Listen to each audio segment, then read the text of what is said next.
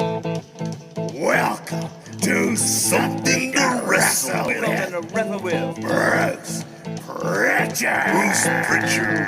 Well, you know, That's not a rib. she pooted. Is that a rib? No, yeah, amigo. There's no box of gimmicks. Rumor and innuendo. I don't deal in rumor and innuendo. Was he there? I was there. I don't give a shit. I ain't scared of shit. I ain't scared of shit. Fuck him. You, Bruce. I love you. Double cheeseburger, double cheese, double mayo, double onion, motherfucker. Bruce Prichard. Scott Hall had come in as Razor Ramon. It was a whole brand new gimmick and a brand new character that just fit their larger-than-life cartoon character personas. So Scott Hall as Razor Ramon was somebody that Vince McMahon could sink his teeth into and really get behind, that over-the-top character. And the over-the-top character that was rumored to be saddled with him was a bit of a, not so much the diamond stud gimmick that he was doing in WCW, but a G.I. Joe, because Razor Ramon grew up in an army family, so he bounced around quite a bit. And Razor supposedly kind of shot that down and wanted to do more of the Scarface character. And, of course, in typical Vince McMahon fashion, he told Scott that he had not seen the movie, and that was kind of a shock to everyone, I'm sure, because it's one of the more iconic gangster movies of all time, and you would think that would be something Vince would be into. But for whatever reason, he hadn't seen it, and the Tony Montana character in Scarface was kind of the genesis for this whole Razor Ramon character. Is that the way you understood it? Without a doubt. It was a character that Razor used to do with Kurt Hennig, and hey, yo, Chico. And he did the Al Pacino Scarface accent. He and Kurt would go back and forth and had their little routines that they would do when they would travel in the car, and had told Vince about this. So he did the character for Vince, and of course Vince fell in love, and the rest, as they say, is history. According to the rumor and innuendo, Tito Santana gets credit for helping name him Razor Ramon. Did you hear that same story? No, I didn't. That's when I came in, it was all Vince, man, talking about Razor and the whole. You talk about Scarface and the cocaine, and you're chopping it up with a razor, and I think that's more where it came from than anything. But Tito may have. So the vignettes that are so famously associated with Razor Ramon were shot on South Beach, but some of these skits you've actually seen and you believe were shot in Connecticut, right? Yeah, a few of them were shot in Connecticut. In particular, the one in the Cuban restaurant was actually Tacos Guadalajara on Summer Street. I think it was Summer Street or Main Street in Stamford, downtown Stamford, Connecticut, with John Villagomez or whatever the hell his name was. I know his name was John. He was the waiter in it, and that was one of our favorite Mexican restaurants. But the Cuban restaurant was shot right there in Stamford, Connecticut, and a couple of them on the street were shot in downtown Stamford, in the barrio, the mean streets of Stamford, Connecticut. Which is kind of fun, because when we watched these vignettes together last year, you were pointing out landmarks and people in the shot, but for years and years, I think most of us, myself included, assumed that all of these were shot in Miami, and that was not the case. And this is an era where the vignettes were really a big deal to introduce the character. And I thought they really set a good tone, and he eventually makes his television debut on August 8th. This is during a Superstars airing, and he defeated Paul Van Dau.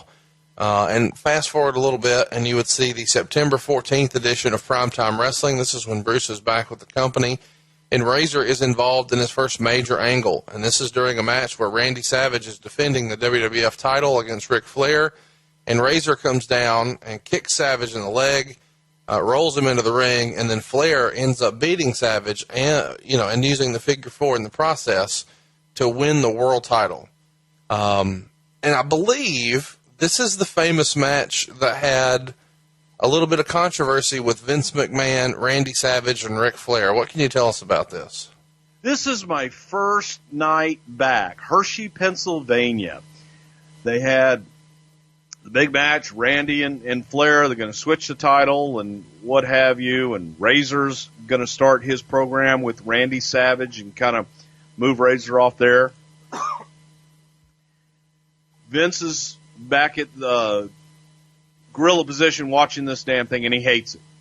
Absolutely hated the finish. He felt that Flair wasn't aggressive enough. He felt that Randy just died in the finish and didn't fight enough. And as you said, he sent Bobby Heenan out and told the guys to go out and restart the match, sent him out to restart the friggin' match, and had Razor go back out and do it, but got Randy fired up. And still, in Vince's opinion, Randy wasn't fighting back enough and felt that Randy was just dying out there. So Vince sends my happy ass out there first night back and tells me, tell Randy to fight, damn it. So I go out and I try to grab Randy and tell him to fight, and Vince said, fight back, and Randy knocks me on his ass, and I come back to the backstage area where Vince would say the biggest pop of the night was me getting knocked on my ass. But that was just backstage from all the boys and the crew. But Vince was furious. He felt that it wasn't anything on Razor. It was more on Randy and Flair. Felt that they just were kind of going through the motions and didn't give him what he wanted, and he was pretty damn livid. But they went out and redid it and got Randy to fight back a little bit. Let me ask you this. You were there. You saw the match, and the match is available on the WWE Network if you'd like to check it out. But catch me up. In your opinion, was the match that bad, or is Vince just overreacting? Is this one of those Vinceisms where he sees something we don't see? It was that bad. You didn't see the match that they redid. You saw the edited version of the the first part of the match and then the redone match.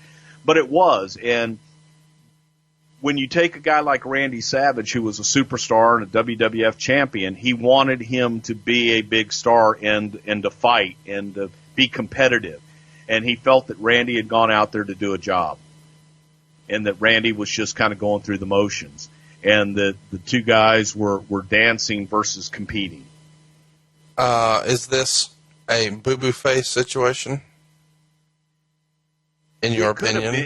Yeah, it could have been. It really could have been. I think that it was, in my opinion, yeah, I think it was a little bit of a boo-boo face, and okay, well, they're, whenever they need me, they put the title back on me, but now, they put it on me, now they're taking it off of me, and I'm going to put the new guy over, that being Razor, and I think it was a little boo-boo face, but it sure as hell, once he had to go back out there, he being Randy, had to go back out and redo it, he did it right.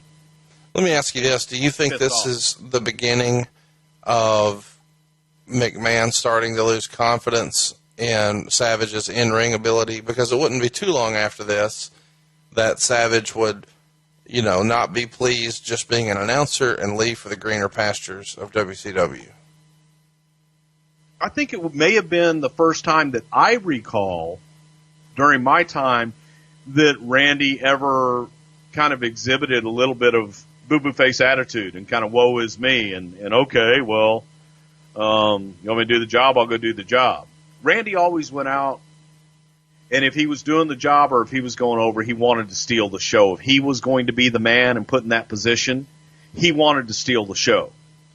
I'm with you on that. I'm asking, do you think this is the beginning of McMahon losing confidence in him as an in-ring performer? Not what Randy felt that night, but what Vince thought. Is this, I think it was, because I think it was the first time Vince experienced it from Randy. Sure.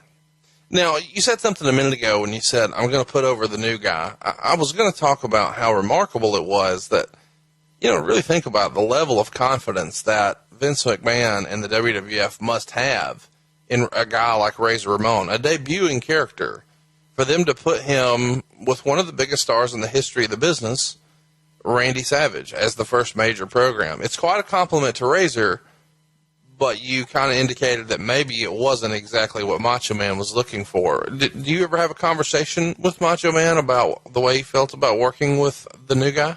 Oh, yeah. definitely. Randy, in the beginning, was going to make Razor work for everything that he got. And he wasn't, happy about having to go in. He won the title, he dropped the title, won the title, and Randy felt that he was just being put out to pasture, especially at this time in his career. I was hoping for an impression there. Maybe I'll do a better job teeing it up next time. We get to Survivor Series 92, and this is where Savage and Warrior, then billed as the Ultimate Maniacs, we haven't spent a lot of time talking about them here on the show, were scheduled to take on Ric Flair and Razor Ramon. But of course, a few weeks prior to the event, Warrior winds up fired from the WWF. It feels like I say that almost every week now. So Mr. Perfect, who was Flair's executive consultant, is suddenly turned babyface and now teamed with Savage to take on Flair and Razor at the Survivor Series. We talked all about this Mr. Perfect situation in our Mr. Perfect episode, which is available in the archives. But let's talk about the decision here briefly to turn Mr. Perfect babyface, because for his entire career up to this point, Kurt had been a heel. What can you tell us about the way he felt? Because it's one of those deals where the Mr. Perfect character, even in name, is supposed to be a heel, and now he's a babyface. Were people just that confident in his ability to pull this off, or was it simply a matter of, we need a main eventer and we don't have one? Oh, here's a guy.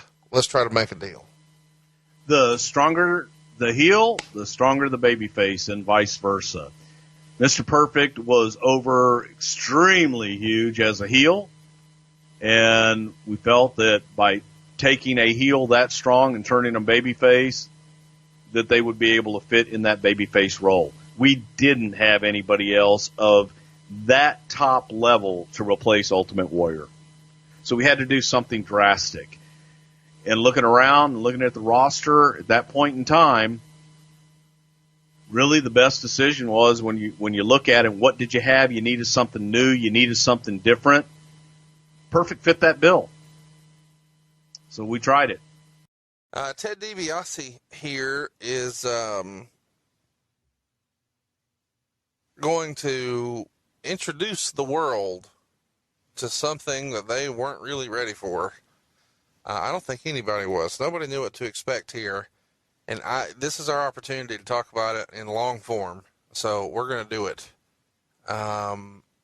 He introduces, brought to the ring by his manager, Brother Love, Kane the Undertaker.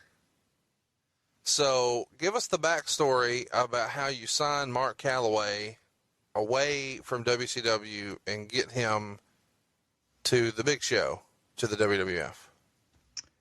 I'd always been a fan of Mark Calloway from when he first broke in Dallas, Texas. And he walked the ropes. He had a very unique style, but it was reminiscent of a gentleman by the name of Don Jardine, who was the original Spoiler back in the day.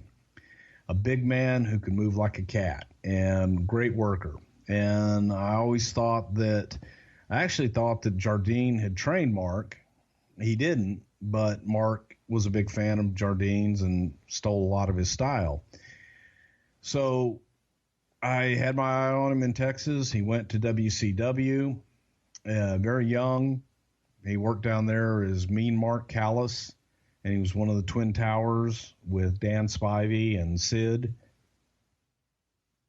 And it just so happened one day I get a phone call from Paul Heyman, who was managing Mark in WCW, and asked me if there was any interest. That his contract was coming up in WCW and wanted to know if there was any interest in New York. And I went to Vince, and Vince kind of looked at him and didn't see a whole lot in him. And I asked him, can we please meet him? There's something special about this guy from the way, and I didn't know him from Adam. I spoke to him on the phone a couple times, and it was one of those things that you just saw something in somebody that he had it. Begged him to meet with Vince, and they were set to, Mark was set to come to New York, meet with Vince the day after a WCW pay-per-view. And Mark had worked with Lex Luger. And Taker had dislocated his hip. But he worked the match because he knew that Vince was watching and wanted to have a great match. The match sucked. I'm not going to say it was, all Lex's fault, but also, Taker had a dislocated hip. Vince called me.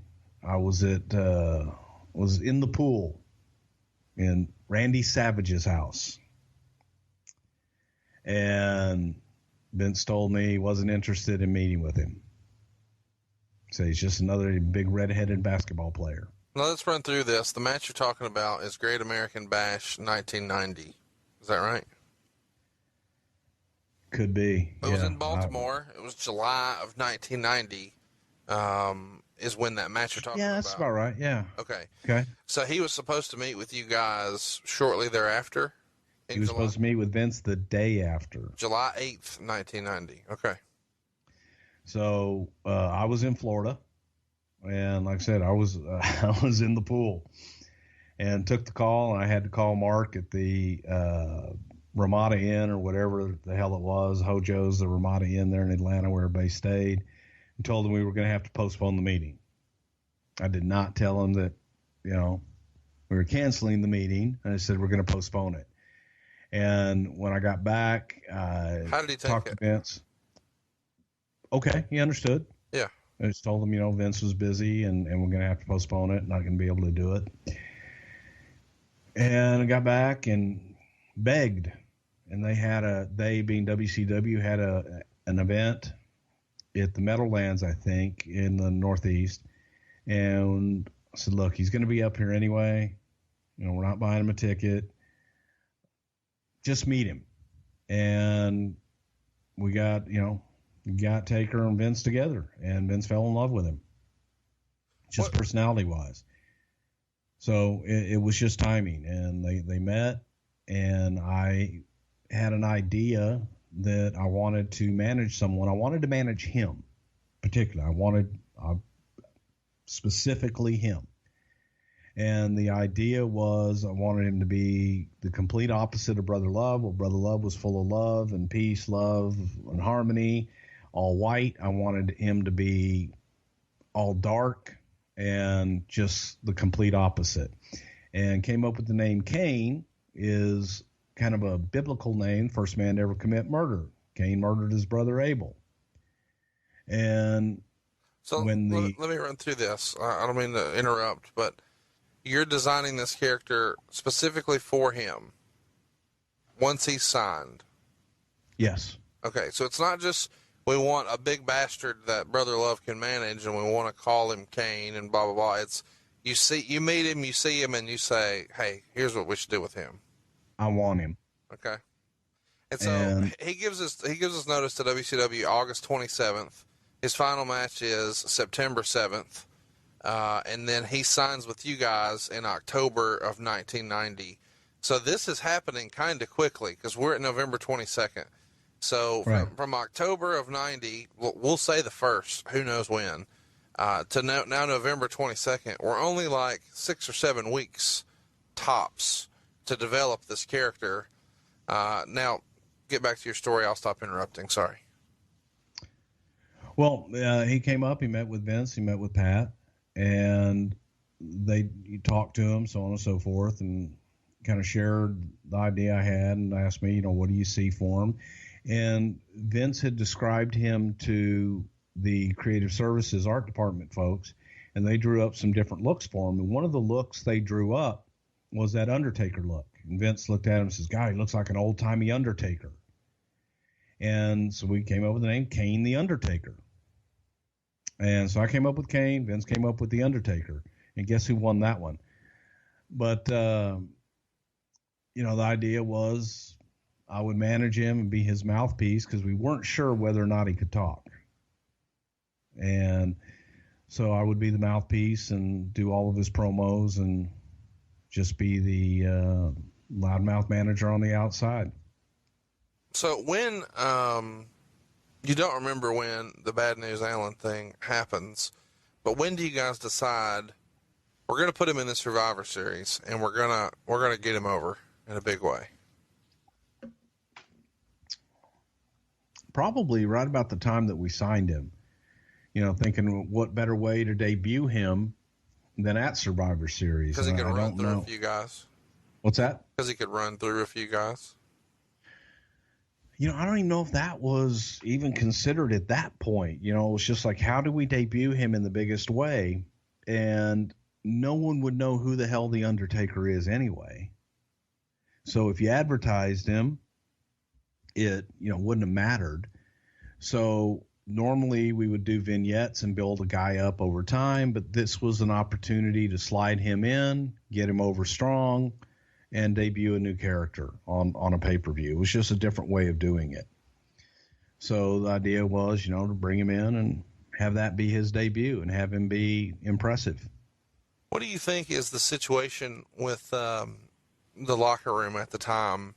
Does he come in with, knowing a lot of the guys, or is this just, a foreign deal for him? No, he knew a lot of the guys. He knew a lot of the guys from WCW. For example, he had known Dusty. He knew Hawk and Animal. As a matter of fact, I'll never forget when Vince was looking at Sid way back when and was bringing Sid in for meetings, and Hawk told Vince, "You got the wrong skyscraper." And he had actually suggested Mark at that time to bring in. So, Taker knew a few of the guys. So it wasn't like, a whole newcomer outsider. He knew guys. Everybody kind of knew each other. But it was, he was a big bastard, great look. And I think you'd be hard-pressed to find anybody that doesn't like The Undertaker or Mark Calloway. They're one and the same. Percy Pringle signs with the company in December, so the very next month. When he's brought in, supposedly the talk is this might be somebody who could manage or recruit or something like that, since they had worked together. But Rude's not even on this pay-per-view. Had all of that changed? Did you guys sign him knowing he had this mortician background and this is what we're going to make him, or how did that work? No, Percy had been in contact, for a long time, just wanting to come in and wanting to do something. And they didn't know anything about Percy. And when he came in, as Vince always does, when he interviews guys, he asks them what they've done in their civilian life, if you will, before they got into the business, what their hobbies are, what their, what they do, what their family's like, and so on and so forth. And when Percy said that he was a licensed mortician, I was like, oh my God. But I was already there, by God.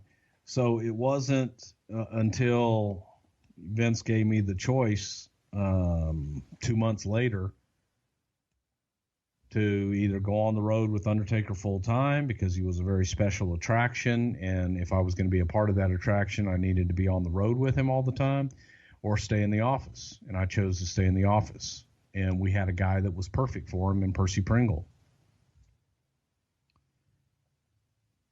Well, so he's introduced here as Kane the Undertaker.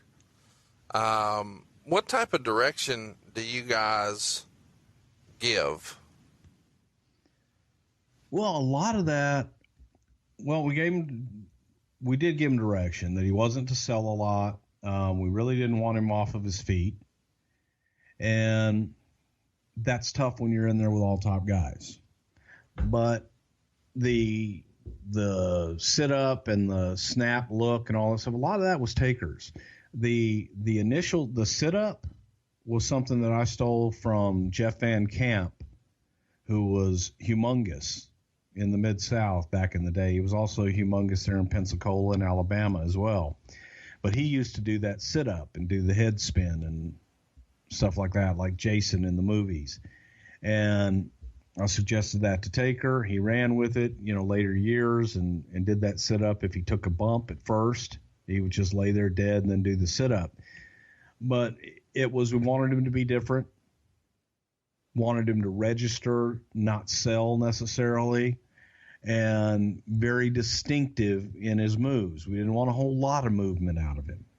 We wanted him to be a dead man. Don't think we used those words at the time, but it was more Frankensteinish, if anything. So you said you didn't use those words. You guys didn't really, at this point, have the whole character mapped out as far as he's dead. You know, the concept here is just he's a scary, spooky-looking dude who needs a nap. Exactly. Big, scary, brother loves henchman. Who comes up with the outfit? I know you mentioned, hey, he looks like an old-timey Undertaker, but who comes up with, like, the circles under the eyes and all that? The creative department. Okay. The art department drew the whole thing, and when they drew his face and everything, they drew in the dark circles under his eyes and the hat and all that stuff. The whole trench coat, and then the look once he got in the ring and took the tie and the coat off. And the goal here was to have you be stark white, him be, completely black. That was kind of what you were looking for from a look standpoint. Yes. How far in, kids, if you're watching at home and you go look for this, you're not going to see it. WWE wants you to forget that he was ever Kane the Undertaker. They've edited all of that to where it just says The Undertaker. They even edit the old school name listing when he comes out, like the old font and all that. It just says The Undertaker now. But once upon a time, take my word for it, he was Kane the Undertaker. How long was he Kane the Undertaker before they just dropped that? About 2 weeks. I know they did an update with Lord Alfred Hayes where he referenced Kane the Undertaker, and the Undertaker is in quotes. So at one point, the name was just going to be Kane, obviously with the nickname being like, Texas Tornado, Kerry Von Erich, or whatever. Whose idea is the Tombstone Pile Driver? I think it might have been mine. Well, you're taking a lot of credit for a lot of shit tonight, so put yourself over some more. Anything else you want to say that you invented while we're doing it? The headlock. Okay, good. Well, that's really caught on. They're still doing that today. Talk me through the Undertaker when he's wrestling here. Does he wrestle any sort of dark matches or any house shows, or is this legitimately his first WWF match? As legitimately his first WWF match. So the first time he does any of these mannerisms is maybe just in a walkthrough before the show with you guys, and then he's doing it out here live for the first time? No walkthrough. First time you're seeing it. So back then there wasn't a walkthrough at all like there is now? Oh my God, no. Okay. So he just not at all. And so we walked through the last thing that you're going to want to talk about. That's about the only thing we walked through. Okay. Well, let's run through it. Everybody gets busy in a hurry. The Undertaker pinfall win with the tombstone over Coco Beware in short order, 1:39. Jim Neidhart wins with a power slam, or not wins, he eliminates the Honky Tonk Man with a power slam about 4 minutes in. Ted DiBiase gets some outside assistance from Virgil to take out Jim Neidhart. The Undertaker eliminates Dusty Rhodes after a double axe handle off the top rope. And then you start putting the boots, you his brother Love, start putting the boots to Dusty on the outside. Roddy Piper on commentary calls you Blubber Love, which I find hilarious because you're kicking a man who's much larger than you. And then I guess Dusty starts to make some sort of a comeback on you, and then the Undertaker gives chase. Am I remembering that right? You are correct, sir. So the Undertaker is counted out here, but not after he kind of dominates the majority of the match, and everybody is putting him over, Dusty Rhodes included. Anything in particular stick out to you about this moment? Well, it was a huge moment for me. I'm in there working with Dusty, which I always loved working with Dusty, and being out with DiBiase and all that. It was just a lot of fun. But I remember getting back, Coco was upset Coco was pretty pissed off and approached Taker when he came back. Felt Taker dropped him on his head. And, I watched it again, and it was a little snug. But it wasn't on purpose, and I think it was just simply a case of the nerves. And Taker's out there first time. He was kind of close to the ropes. And, it ain't ballet. So Taker apologized. Coco kept, persisting, and I just had to pull Mark away because he wasn't going to win that one and just move on next. But yeah, Coco was a little upset, and Coco felt that he was a little too snug and took liberties. In the rest of the match, or just with that particular finish? Just with that particular finish. Just on him, yeah. It's worth mentioning that we've heard this before. I'm sure we'll talk about it at some point, but Survivor Series the next year is when the decision is made to put the belt on The Undertaker, and he tombstones Hulk Hogan onto a chair that slid into the ring by Ric Flair. And Hogan would go on to tell people that his neck was legitimately injured and that he had a broken neck and that he was put in a gurney after and sent to the hospital.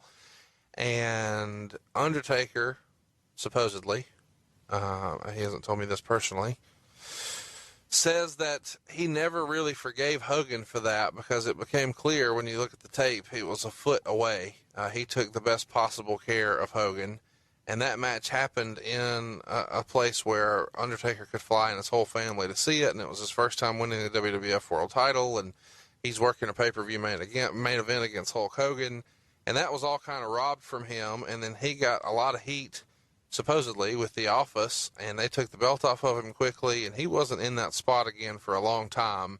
So when Hogan would return years later to the WWF with the NWO and all that, and now the Undertaker is kind of the big dog on the yard, he was not nearly as receptive to Hulkamania as he could have been because he still remembered that particular situation where it was an injury from a tombstone, but it really wasn't. Do you have any sort of recollection of any of that I just ran through? Well, all of it is hearsay. I wasn't there, so, but you described it pretty accurately. But there was never a time when they put the title on him. The Tuesday in Texas was all had been laid out and was experimental deal and right. The whole controversy and all that stuff. So that wasn't oh my God, on Thursday night we need to take the title off of him and have a pay-per-view on Tuesday. The town was booked. It came across that way urgently on television because it was written that way. But it was, that's, pretty accurate as far as what I've heard. But Coco Beware had a more legitimate beef here than Hulk Hogan did. Yeah. And Coco was up, in his face when he got back too. Well, kind of, I know what you mean. He was up in his chest for sure. He was fired up. At least his belly button. Let's finish the rest of that match.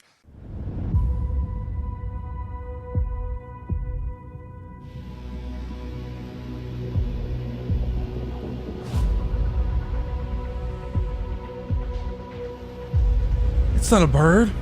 It's not a plane. It's the most revolutionary ball trimmer the world has ever seen.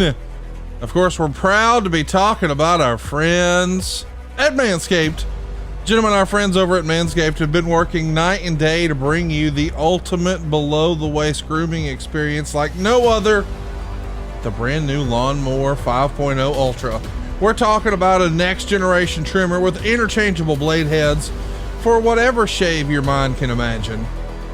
Yeah, AI is cool, but I think this might be the biggest technological advancement the world has ever seen. Upgrading your grooming game, easy for me to say, to the Ultra Sphere this year by going to manscaped.com for 20% off plus free shipping when you use the code STW. High tech for low places. Manscaped, get out of here. Hey, seriously, this is one of my favorite products. I absolutely love this. If you've tried Manscaped before, let me tell you about the 5.0 Ultra. Yeah, the Lawnmower 5.0 Ultra. This is the star of the show. Now we've got 2 interchangeable next-gen skin-safe blade heads. Yeah, it's 5th generation. One is the standard one, taking a little off the top, but now they've got a new foil blade to go smooth wherever your heart desires. They've also got dual LED spotlights where you can compare and contrast to multiple skin tones. How about 3 length setting combs? And did I mention it's also waterproof? No more wet shaving down there. How about that? Count me in. By the way, I think you're going to dig this. It's waterproof. It's got it ready for you on the go too. Comes with a travel case, even a travel lock, so you never get any weird looks at the airport. This is cutting edge of pube technology, baby. Upgrade your ball trimmer and your life will follow. Get 20% off plus free shipping when you use the code STW at manscaped.com. That's 20% off with free shipping when you use the code STW at manscaped.com. I can promise you've never seen a ball trimmer look like a spaceship.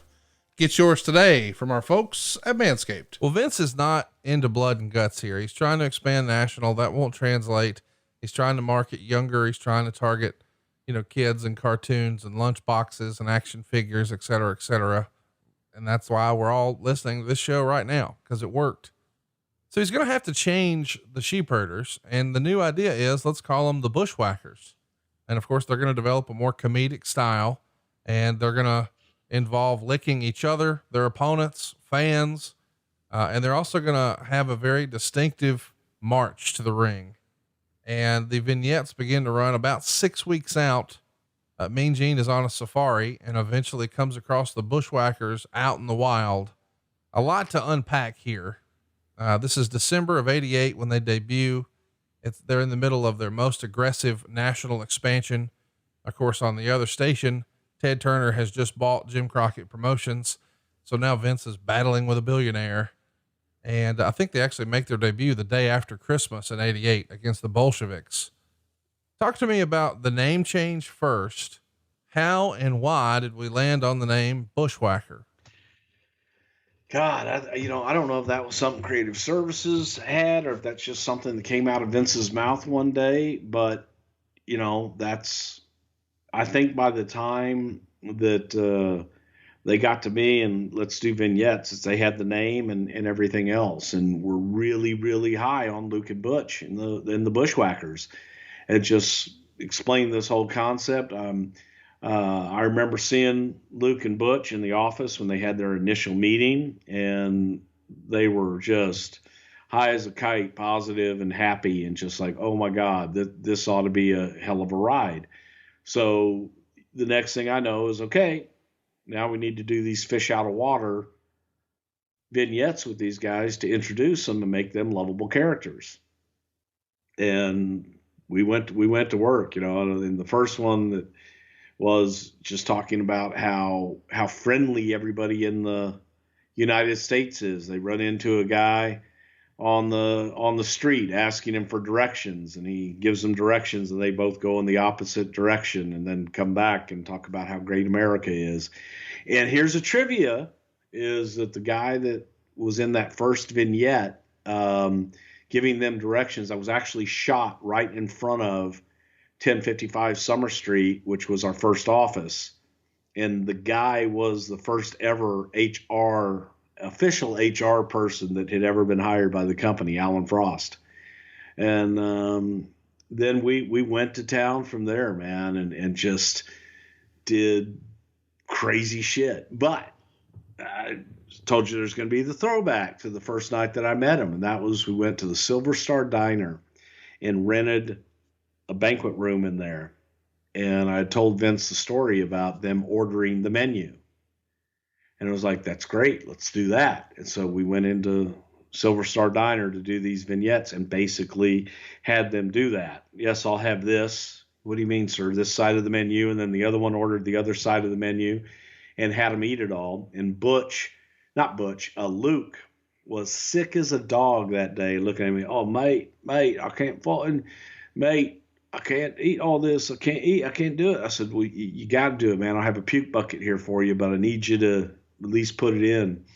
And like a trooper, he went and he ate every bit of it, and got sicker afterwards. It all came up eventually. But I just loved working with those guys because they were just so fucking easy to work with. You would give them a concept. The licking shit, that was shit they came up with on their own. Just being unorthodox. And Vince was like, it'd be great if you guys could have a march to the ring type thing. And they would take it and they would run with it and they would make it work. Whatever you gave them, they would make it work. There we go. I like that little break there. So the whole, the arm thing, any idea where that came from? Their march? Yeah. It was a little bit of what it came from them. They did it, and they kind of came up with it. You would give them, here's the difference between what the Bushwhackers did and sometimes what a talent that thinks too much will do. Is you would say, hey guys, get out there with this. We need a march. We need you to do something that people can do with you and participate with you. And the Bushwhackers would take it as far out as they possibly could, which was exactly where we wanted them to go. And you only had to bring them back a little bit, not push them forward. A lot of times the talent will just, do it a little bit or do it half-assed because they're afraid of making a fool out of themselves. Once you learn you can make a fool out of yourself and have fun with it, then everything else is easy after that. But the Bushwhackers went out. They went out over the top. They were an over-the-top attraction anyway. So all of that shit, those were things that, here's what we'd like you to do. Here's a suggestion. We need you to do this. And they would take it and run. And that is what made them so damn successful. I still have, I'm looking in there where the hell it is. I don't know where it is right now, but there was we did a shoot in a lingerie shop, a sexy lingerie shop in Stanford. I think it's still there, where they went in and were looking for, bustier, trying on bras and shit like that. And in the shop, there was an I love you pillow, silk pillow, says I love you on it. And they took it down and go, oh, hey, brother love, hey, mate. And I still have that pillow from that shoot that they slobbered all over, so I couldn't, I had to buy it. But it was just natural. You could put them in any situation and they would make it their own. I love this stuff, hearing how it all came to be. What did Vince think of these vignettes when he sees them? Is this when he sees how they are with Mean Gene and what you've put together? Does he think, hey man, we're on track. This is exactly what I was hoping for. Or did he think, damn it, Bruce, this is the best shit you've ever done. I'm going to fire you and then hire you back 2 more times. That's the way I remember it. I don't know. No, he liked him. Talk to us about the whole licking bit. It just, they did it to each other. And if you go back and you watch the sheep herder stuff, they kind of did, where they rubbed each other's heads and shit like that anyway. Yeah. They just made it fun instead of gross.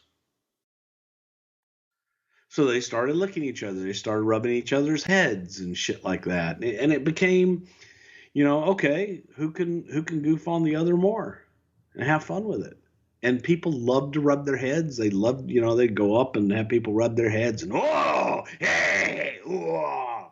I mean, it was great throughout the thing. And I tell you, the one, and this goes back to the first time at the Denny's when I first met him on the first night, where I became infatuated with the way that they would say, oh, you fucking douchebag. Just the way they said it. I embraced the fucking douchebag just because the way they said it. Everybody for about the next 6 months became a fucking douchebag. What happened when you guys decided to strap the Rocket to the Ultimate Warrior? It's interesting. You say we guys decided to strap the Rocket to the Ultimate Warrior. When the Ultimate Warrior first came in, he had been wrestling in Dallas. He had broken in the Memphis territory, started out in California, went to Memphis, then came to Mid-South, and left Mid-South unceremoniously running from Bill Watts' baseball bat one night. But he had... I don't know that story. Smarten me up on that. What's that story? Well, it was during a time the Blade Runners were there, which was Rock and Sting, and obviously we know what the career of Sting became. And there was a time Bill Watts had come back. It was like the Stampede Again, or the Last Stampede Again, something like that. But Bill had a baseball bat he used to use and a cattle prod, and last time that we saw a guy by the name of, I think his name was David Strawn. He was Korchenko, and then shortly after that it was Rock, Blade Runner Rock, who was Jim Hellwig, and they just had enough of Bill and left the territory and didn't come back. But Hellwig went on to wrestle as a Dingo Warrior in World Class Championship Wrestling, and he did okay there. Gary Hart took a liking to him, and Gary helped Hellwig along the way. And he, actually experienced some mid-card status there and did okay at the time. But Hellwig was looking for something else and came up to the WWF at the time. And obviously, Vince was enamored by the physique of the Ultimate Warrior because he was built like a Greek god. He was a huge guy. And I'll tell you a funny story about Warrior. He had come in, he'd done some dark matches and was working what we called C-Towns. And the C-Towns were, you ran an A-Town, which would, for argument's sake, be in New York.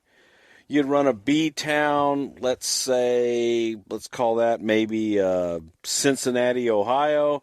And then you ran your C-Towns, which were Huntsville, Alabama, things like that. No, Huntsville would probably be a B-Town, but yeah, it could be a C-Town sometimes. But it was your smaller venues. Right. It was 5, 6, 7, 8,000 seat joints. Yeah, or even smaller than that sometimes. But it was an opportunity to get guys work, and at the time we were hot, so it's just the WWF brand in and of itself drew.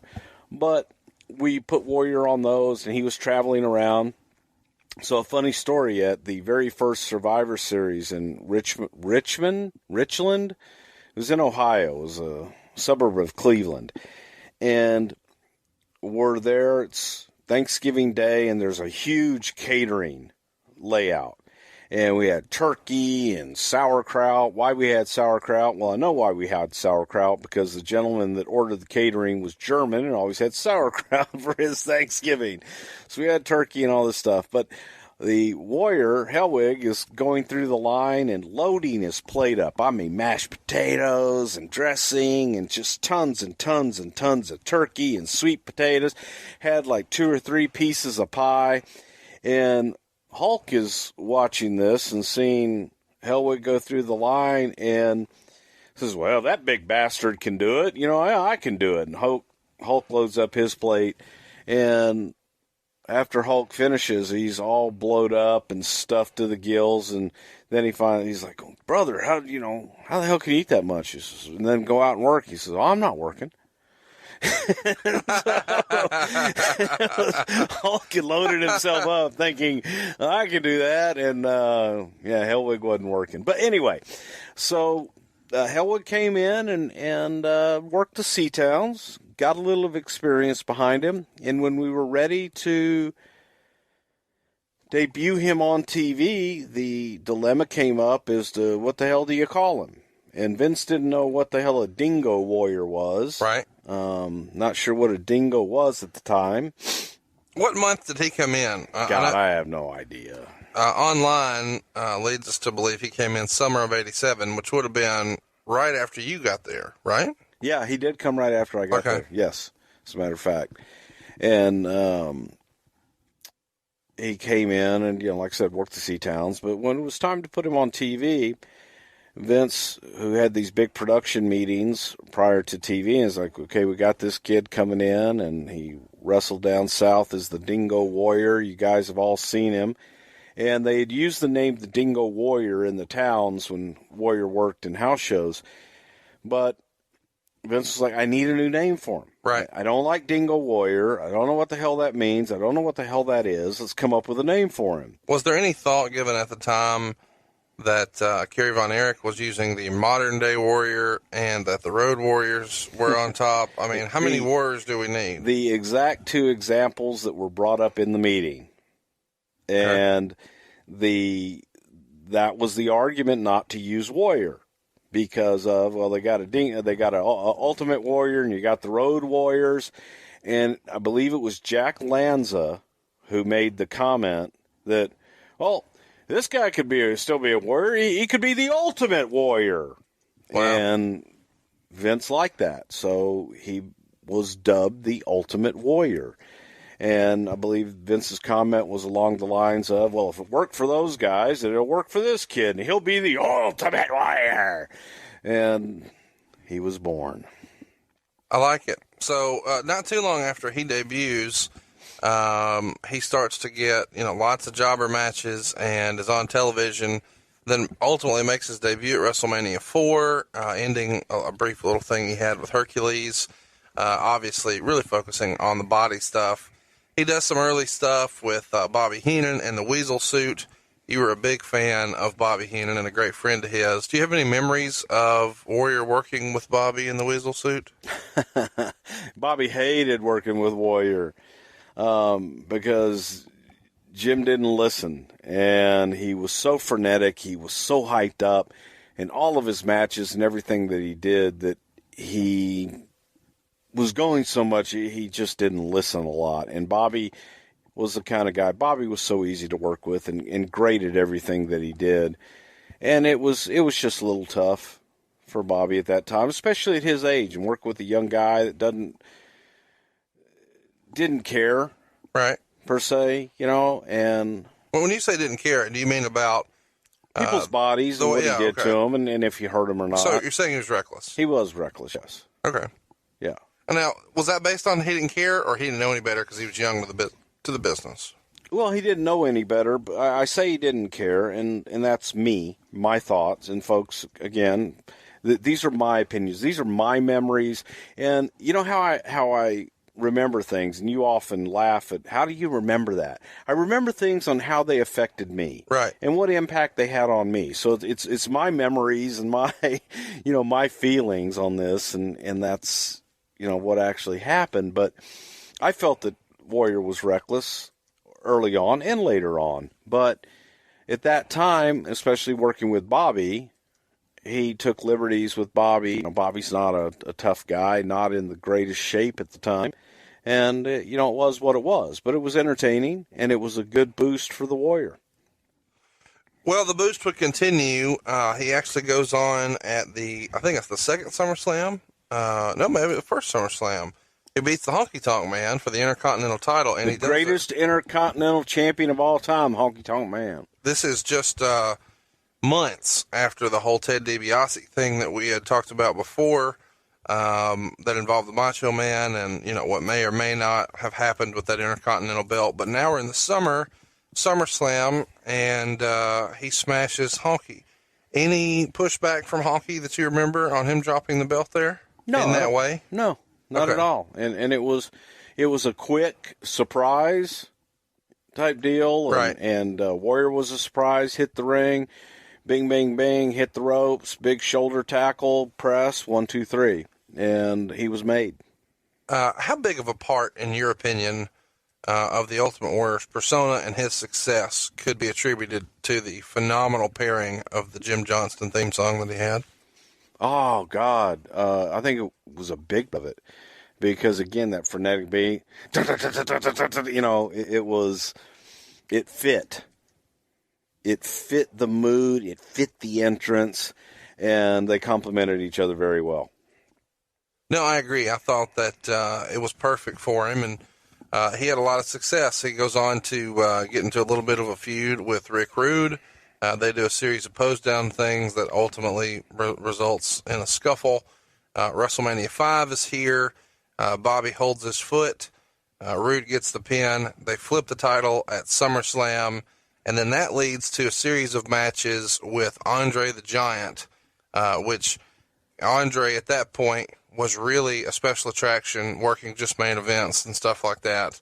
So I imagine on the house shows, Warrior Andre was the top billed thing. Would that be fair to say in '89? Yeah, it was. But I'll give you another little piece that's kind of funny for you historians. If you want to go back and if you have the original footage, I have no idea if it is edited on the WWE network or not. But you go back to the first Royal Rumble that was on pay-per-view. It was in the Summit in Houston, Texas, and there was a pose down that you referred to with Rick Rude and the Ultimate Warrior.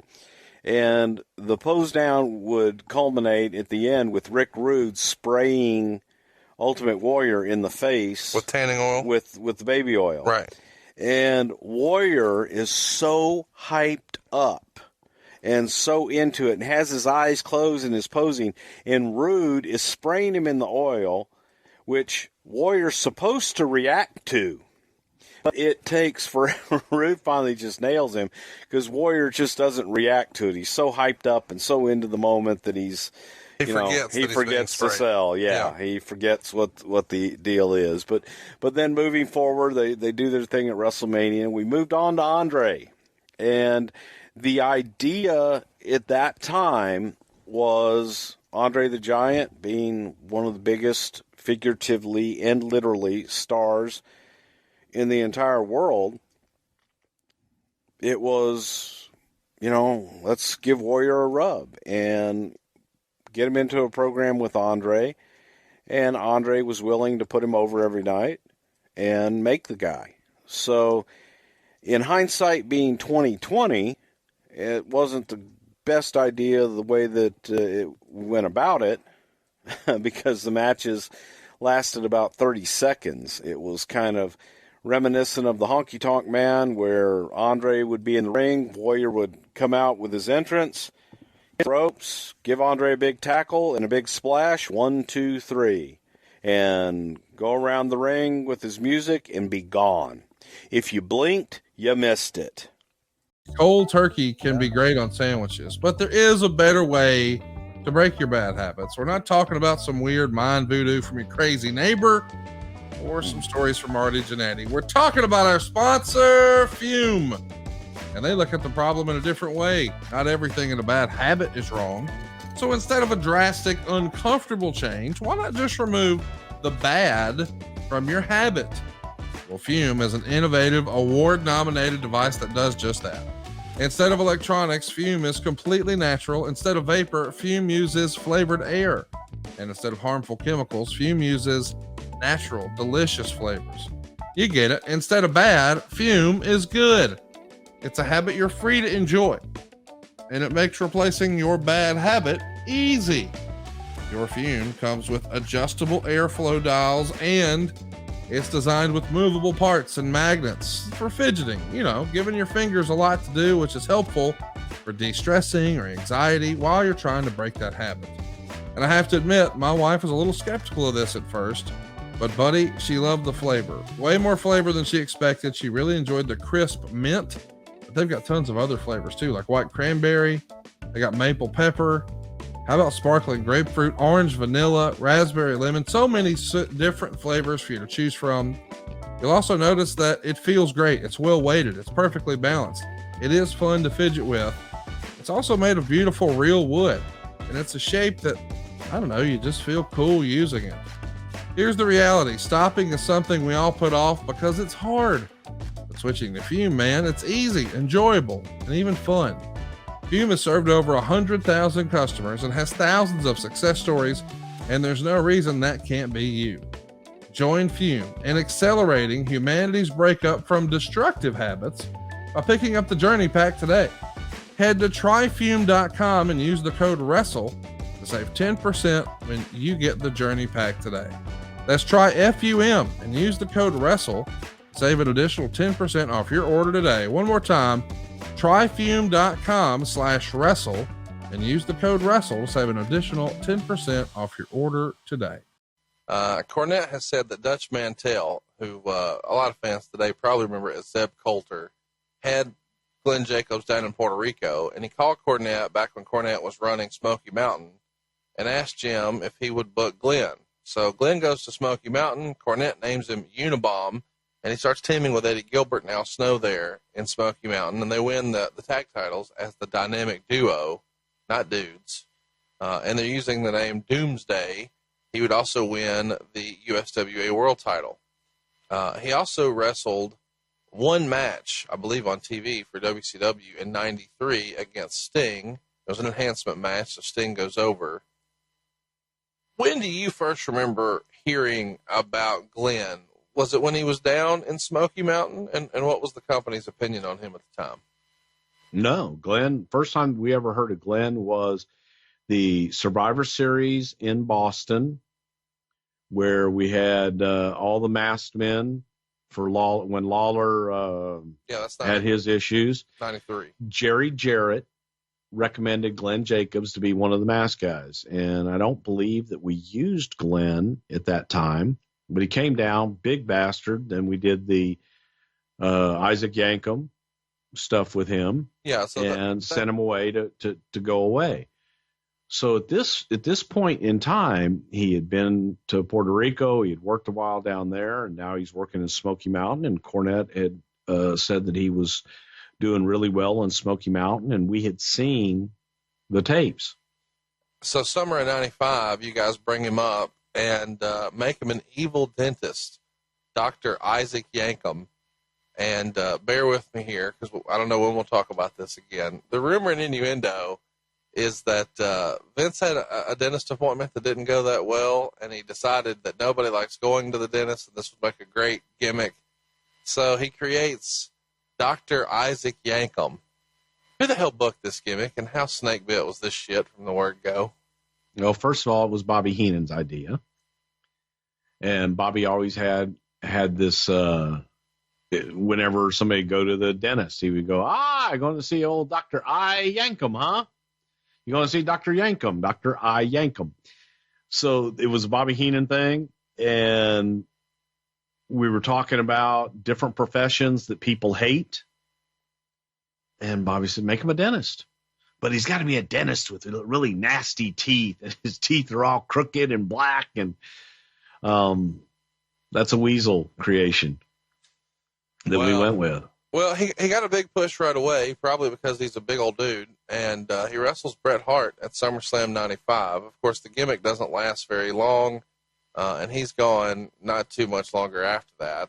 The next time we see him, though, is September of 96. He debuts as Diesel. Of course, he's the fake Diesel, and there's a fake Razor with Rick Bogner. We've talked about that here before on the show. But whose idea was it when you guys were looking for, hey, we own the characters, let's just, make a new Diesel, a new Razor? Who suggests Glenn Jacobs for that role? I did, because we had used Glenn Jacobs in the casket for when Diesel was working with Undertaker. We used Glenn, we dressed him up like Diesel, and put him in the casket for the live house. For television, we shot Diesel in the casket. So on TV, when you saw it, it was actually Diesel.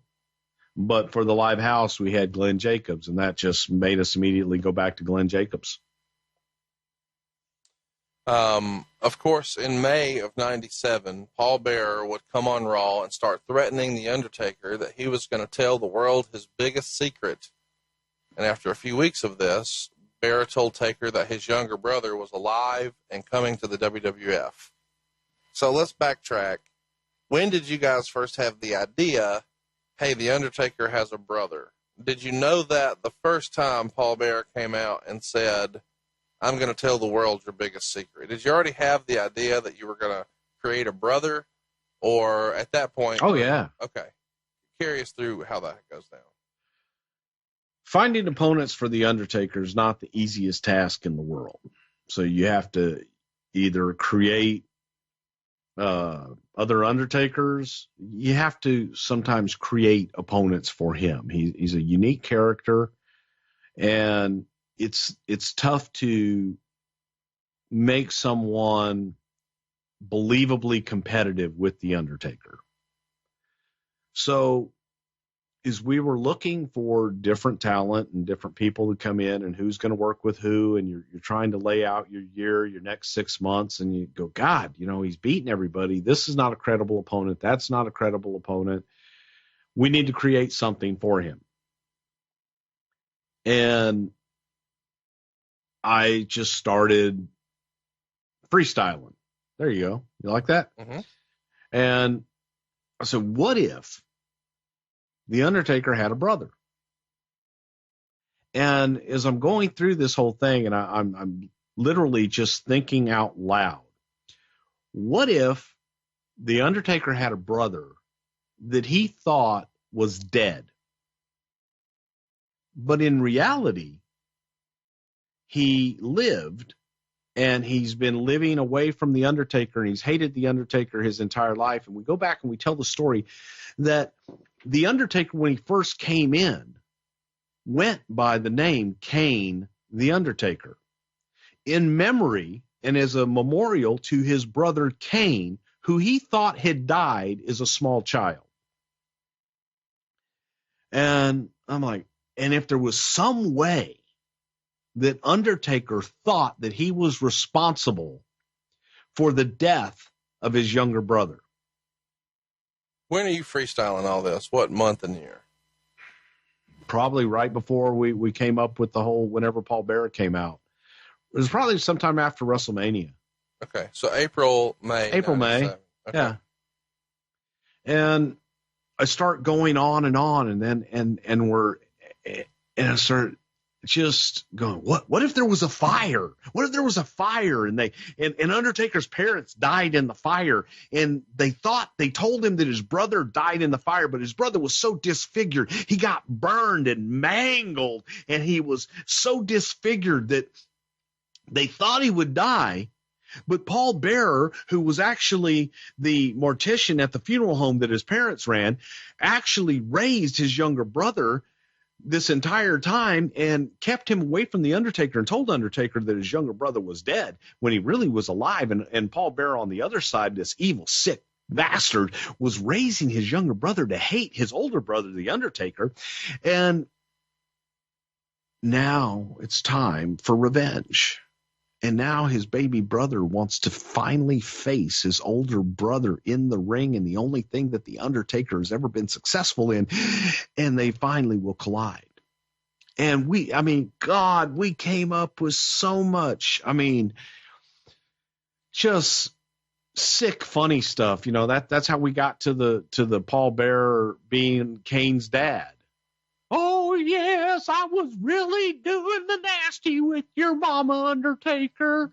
And Kane is mine. We just, we got out there with it.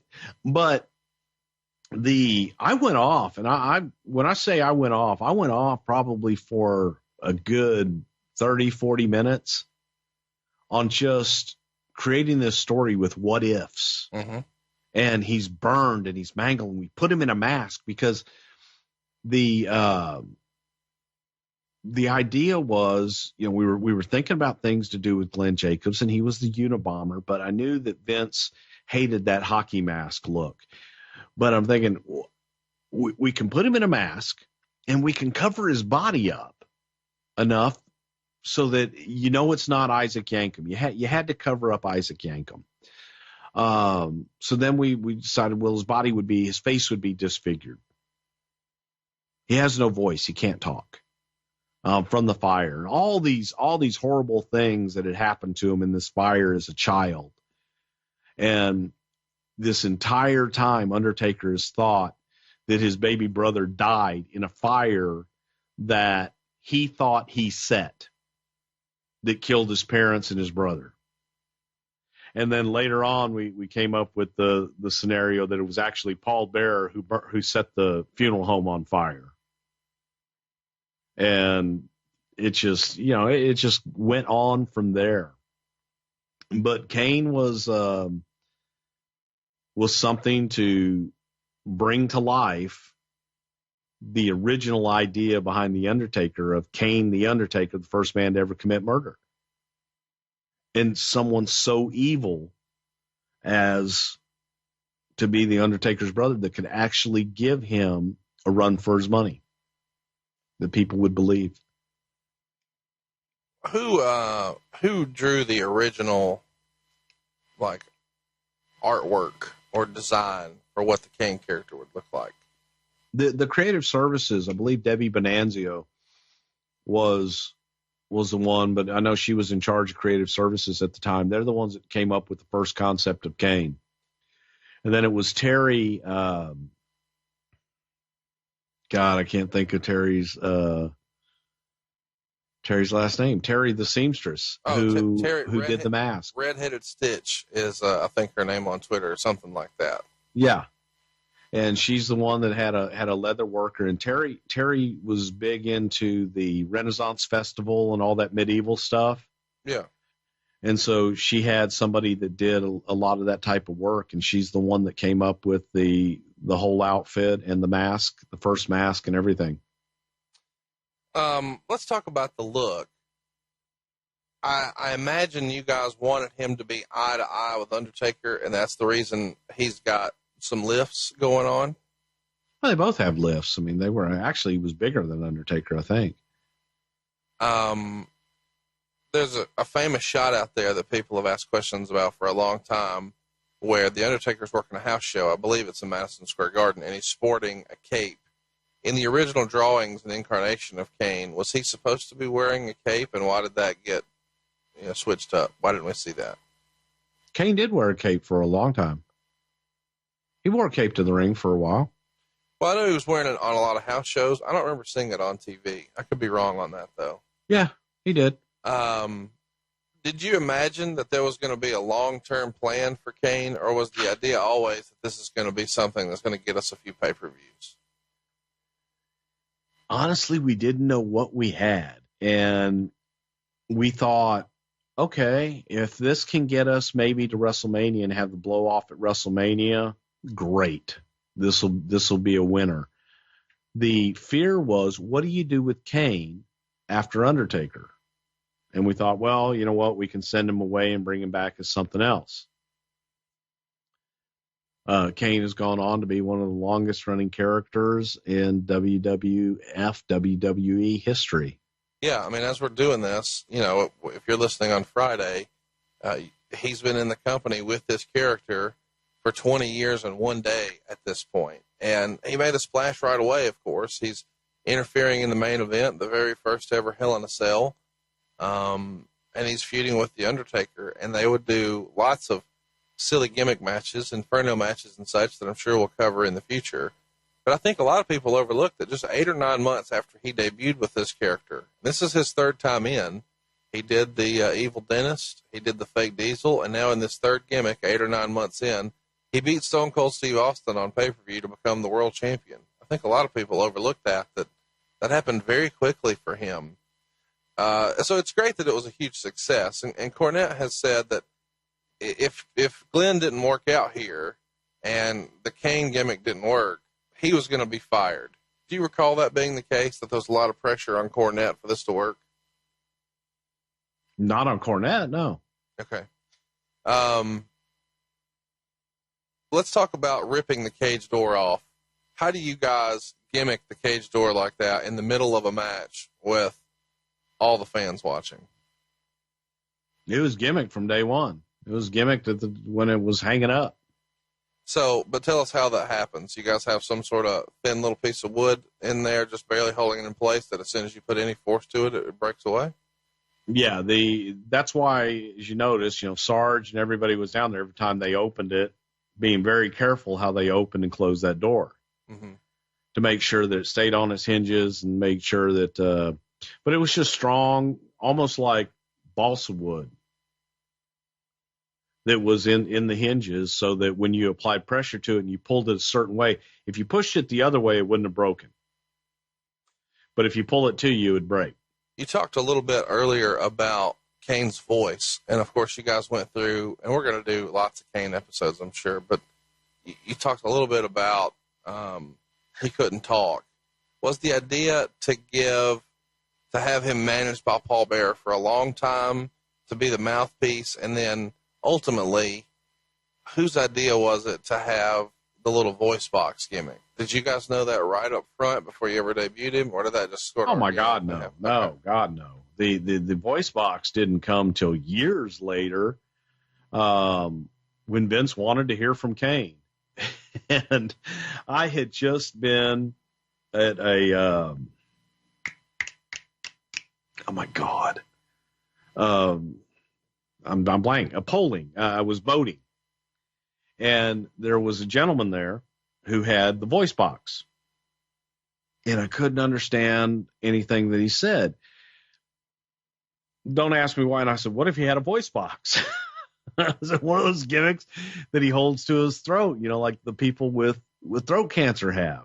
I said, there was just this guy out there. And I said, once I tuned into him and I could, get into it, you can understand what they're saying. And I love it. But that didn't come for years. Right. You've told us too one-dimensional. We got to hear from him. Let's talk about the mask, because Kane's had several versions of this mask over the years. I mean, he even had a metal one there for a little while, but lots of different incarnations of the mask. And of course, eventually he unmasks, and people would see that there was hair attached to it. And I think a lot of people for years thought that was all Kane's real hair. And at different times, there was more of his hair there than at other times. But chat me up about the different masks. When did you guys first see the mask? How many incarnations did you go through before Vince said, that's it? What do you recall about that? We probably saw the first mask sometime in September or what have you. We liked them, but the mask just naturally evolved as he would get new ones and they would start to wear, and with the sweat and the smell would get to be kind of brutal, and he would just change up the design a little bit. But that was something that Glenn started to do. And as time went on, they just, changed up. There was never hair in the masks, ever, until that one night in the garden. That was always all Glenn's hair. At different points, Kane wore like contacts and stuff too. Yep. Was that the plan from the very beginning, or when do you remember that becoming a thing? Well, one eye was only one eye, right? Because the one eye was damaged in the fire. Can't make this shit up. I love that you said it so matter of factly, like, yeah, you dumbass. I mean, it was only the one eye. I mean, yeah, the one that was damaged in the fire. Damn it. Yeah. Oh, when did you guys first see the mask and give the green light on? Okay, this is what we want. We're in October. Well, we saw the drawings, and we went through several of the different drawings, and just picked that one. We liked the red and black because it looked very demonic, and it just represented, red. It was evil, red and black. It looked evil, and went with it. So we probably had the whole outfit. We probably had everything for him in September before that pay-per-view. I'm sure we're going to cover, the first years of Kane very soon. Anything else you want to mention here before we move along from Kane? Because, what a debut. I don't know that everybody listening knows this, but you have a couple of twin children, one boy, one girl. Your boy's name is? Kane. I mean, Kane is one of your proudest creations in the history of the wrestling business. Is that fair to say? Without a doubt. And I still go back to, I wish Undertaker would have kept the name Kane, but I think it's cool the way that it evolved and the way that we finally got it out there, and that it still lives on as one of the longest WWF characters in its history. And as a matter of fact, my son's first baby pictures have the mask, wearing the mask. Can you tweet out some pictures of whatever you have of your family and Kane, or the early mask? Because I know you have an old Kane mask laying around the house somewhere, right? Yes, I have the original sitting over there on my shelf. Well, we asked you to tweet something out last week, and you didn't. Can you do it this time, you think? Maybe. We should mention that the July 19th Monday Night Raw, Meltzer would say, featured one of the best matches on WWF television, perhaps ever, with Shawn Michaels and Marty Jannetty working what he called a 4 3/4 match. How how good were Michaels and Jannetty together? It's a shame we never saw that on a big stage like WrestleMania. I know that was originally in the cards at 9, and then, we had to call an audible. We've covered that before, but Shawn and Marty had just unreal matches together, did they not?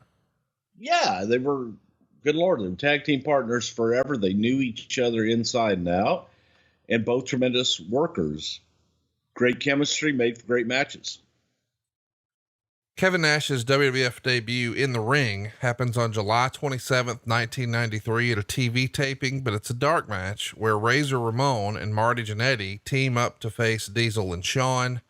In the match, Jannetty, the babyface, of course, picks up a win over Shawn. His Madison Square Garden debut, where he would headline, believe it or not, with Shawn Michaels and Bam Bam Bigelow against Marty Jannetty, Tatanka, and Mr. Perfect in an elimination match. Diesel would pin Jannetty for the first elimination before it came down to him and Mr. Perfect when Diesel punches him in the back of the head to pin him. Really process what we're talking about here, guys. This is his first time being in Madison Square Garden. He's fresh off of being Vinny Vegas in like Montgomery, Alabama television tapings. Now he's in New York City at Madison Square Garden working on top, and he's pinning Mr. Perfect in the main event. This is fucking unbelievable. This is the definition, as I think, the old saying goes, of, hey man, we're going to strap the rocket to him, right? Yeah. Again, it was one of those take it as it goes, and wanted to see what the reaction was. We had the Diesel spot in the Royal Rumble where, again, he was unproven and had everyone come in and he dumped everybody out. So that that's where we got to the point where we said, Jesus Christ, we've got a babyface on our hands. But putting him out there, you've got to see what you have. And Kevin was there was interest there. He was believable. People looked at him and said, holy shit, this guy's something special. And he was something special. King of the Ring 93, we would see Shawn retain the IC, pinning Crush in 11 minutes and 14 seconds. That's not important. What is important is this piece of the write-up from the Observer. They gave Kevin Nash the name Diesel in a pre-match interview. Diesel distracted Crush, allowing Shawn to post him several times, but Crush kicked out of the pin. Either way, the idea is we've now got a name. Let's talk about that. How do we decide on Diesel? Whose idea is this? What is the character? I mean, how was it described to him originally? Well, the character is just a big badass bodyguard. Shane McMahon is actually the one that came up with the name Diesel, because Diesel, I guess, was slang for the young hip kids at the time for somebody who was jacked up, tough guy, jacked guy. Hey man, they're Diesel.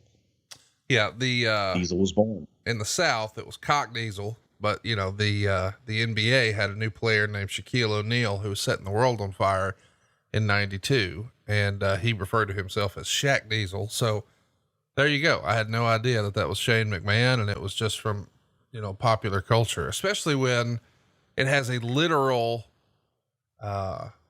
sound effect at the beginning of his theme song. The younger person in me, not thinking about the pop culture thing, here's the presentation that I guess maybe Vince or Jim Johnston took very literally with the sound effect of the big truck. And you think, wait a minute, does this mean this giant is a truck driver, or he's as big as a truck? What is this? He is a truck. There you go. He is a big goddamn diesel engine that's going to come at you and fucking knock you down.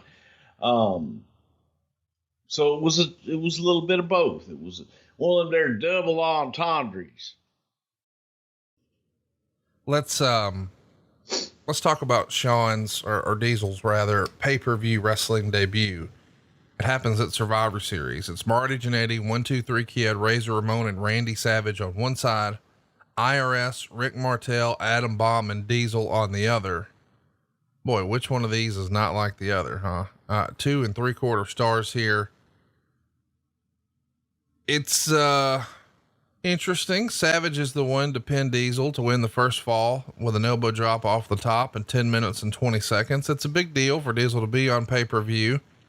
And it's a big deal to be working with, you know, a superstar, a bona fide legend like Macho Man Randy Savage.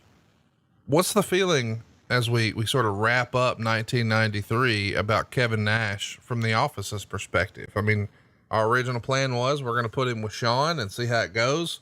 Very quickly, there's problems with Shawn. Now he's sort of out here trying to find his own way. He's teaming with Adam Bomb and Rick Martel and IRS, and he's the first one to take the pin. How's this going, do you think, just 6 months in? Well, who wasn't like the rest? You got Diesel, Martel, Adam Bomb, and IRS. That's a hell of a formidable team. Well, okay. Is the Office, I mean, at this point, do you guys see money in him? Is it just, we're going to get there, it's a process? What's the thinking? Well, again, it's somebody's got to go. And the idea at the time was to get to the Savage and Crush story as well. Somebody's got to lose. Diesel wasn't established at that point, and losing a match to the Macho Man Randy Savage is not the end of the world. Oh, no, I'm not saying that. I'm just wondering, you know, since we've had to sort of alter our plans because of Shawn Michaels, where does that leave the Office thinking about him? I mean, for instance, when we do like the year-end awards in the Wrestling Observer, worst wrestler of the year award, Diesel gets honorable mention. I'm not saying that he's the worst wrestler. I'm just saying that people are saying, oof, maybe not ready for prime time. You know, you ever know this is interesting because you ever notice when Meltzer talks about the worst things in the world, they're usually the ones that make the most money and draw the most. Well, are you about to say that Diesel made the most money for the WWF and drew the most? Because he eventually did. No, we're going to get to that, I'm sure. No, listen, I'm excited to talk about that because I think that's a false narrative, but let's keep going for now. Royal Rumble 94, Diesel does find himself getting involved with the silliness of Yokozuna and The Undertaker. The Undertaker went to heaven. We've talked about that before. He ascended. Alrighty. Okay. We've also got Bret Hart and Lex Luger tying to win the Royal Rumble. Kevin Nash was involved in this. He's going to dump out Bart Gunn at 8 minutes and 55 seconds, Scott Steiner at 9 minutes and 4 seconds, Owen Hart at 9 minutes and 9 seconds, Quang at 9 minutes and 23 seconds. And that empties out the ring. What's that? Quang. Yeah, okay. Next in and out is Bob Backlund, and Meltzer would write, dumping Backlund firmly established Diesel as a babyface. Next in and out was Billy Gunn. I mean, it is for a little while in this Rumble, the Diesel show. I mean, he's even going to eliminate Bigelow, Crush, and Michaels. And that plants the seeds for Michaels Diesel breakup, since Michaels didn't help Diesel when he was in trouble and helped to try to dump him out. Let's get to Starrcade 87. The Midnight Express here are again in a scaffold match, and this time against the Rock and Roll Express. And of course, Cornette is managing their Midnight Express, and that means Ray Traylor's the bodyguard and he's in tow. Well, apparently everybody in the match is paid $10,000. And Bubba, who's also on top of the scaffold working his deal, is only paid $5,000. And he doesn't really feel like that's fair because he could have fallen off just like them. And he feels a little underappreciated by the company. And especially since people had started to say how much better he was getting. Like even in the Wrestling Observer, he was voted the most improved wrestler for 1987. Sooner or later, he starts to have a And we always based our payoffs on what the Wrestling Observer said too. Well, I'm just saying he had certainly moved up. I mean, you could not look at him at the end of 87 and not say, boy, this guy has not improved at all. It was quite the opposite. And this is a guy who started with a lot of, sort of raw ability just based on his ability to take that suplex from Tully Blanchard. Anyway, he feels underappreciated, and that leads to talks opening up with the WWF. How did you hear that those conversations began? Who called who? What do you remember? The story I remember at the time was that Bubba had reached out to Pat Patterson, and I think he reached out through Terry Garvin initially, and got to Pat, and they brought him up, wanted to talk to him and see him in person. Came up to the office, and that's where, the love affair began, because they just fell in love with him. Was so easy to talk to. He's funny, and they looked at him and they loved that story of being the prison guard in Cobb County, Georgia. So he made contact. Bubba's the one that made contact and reached out, and the rest, as they say, once he got in front of Vince, was history. So I guess we should talk about, there was an episode of Saturday Night's Main Event in 1985 where Hogan and Andre were wrestling King Kong Bundy and Big John Studd. And during the match, when Hulk tagged Andre, Vince called him the Big Boss Man. So that name had sort of been floating around in one variation or another for a little while. Why did it fit Ray Traylor? Because when Vince looked at Ray Traylor and he loved the idea of the prison guard and the fact that the guys in prison referred to Ray Traylor as the Big Boss Man, because he was the Big Boss Man. He was the one that let him out. He was the one that put him back in. And Vince loved that name. Now, the boss was Andre the Giant.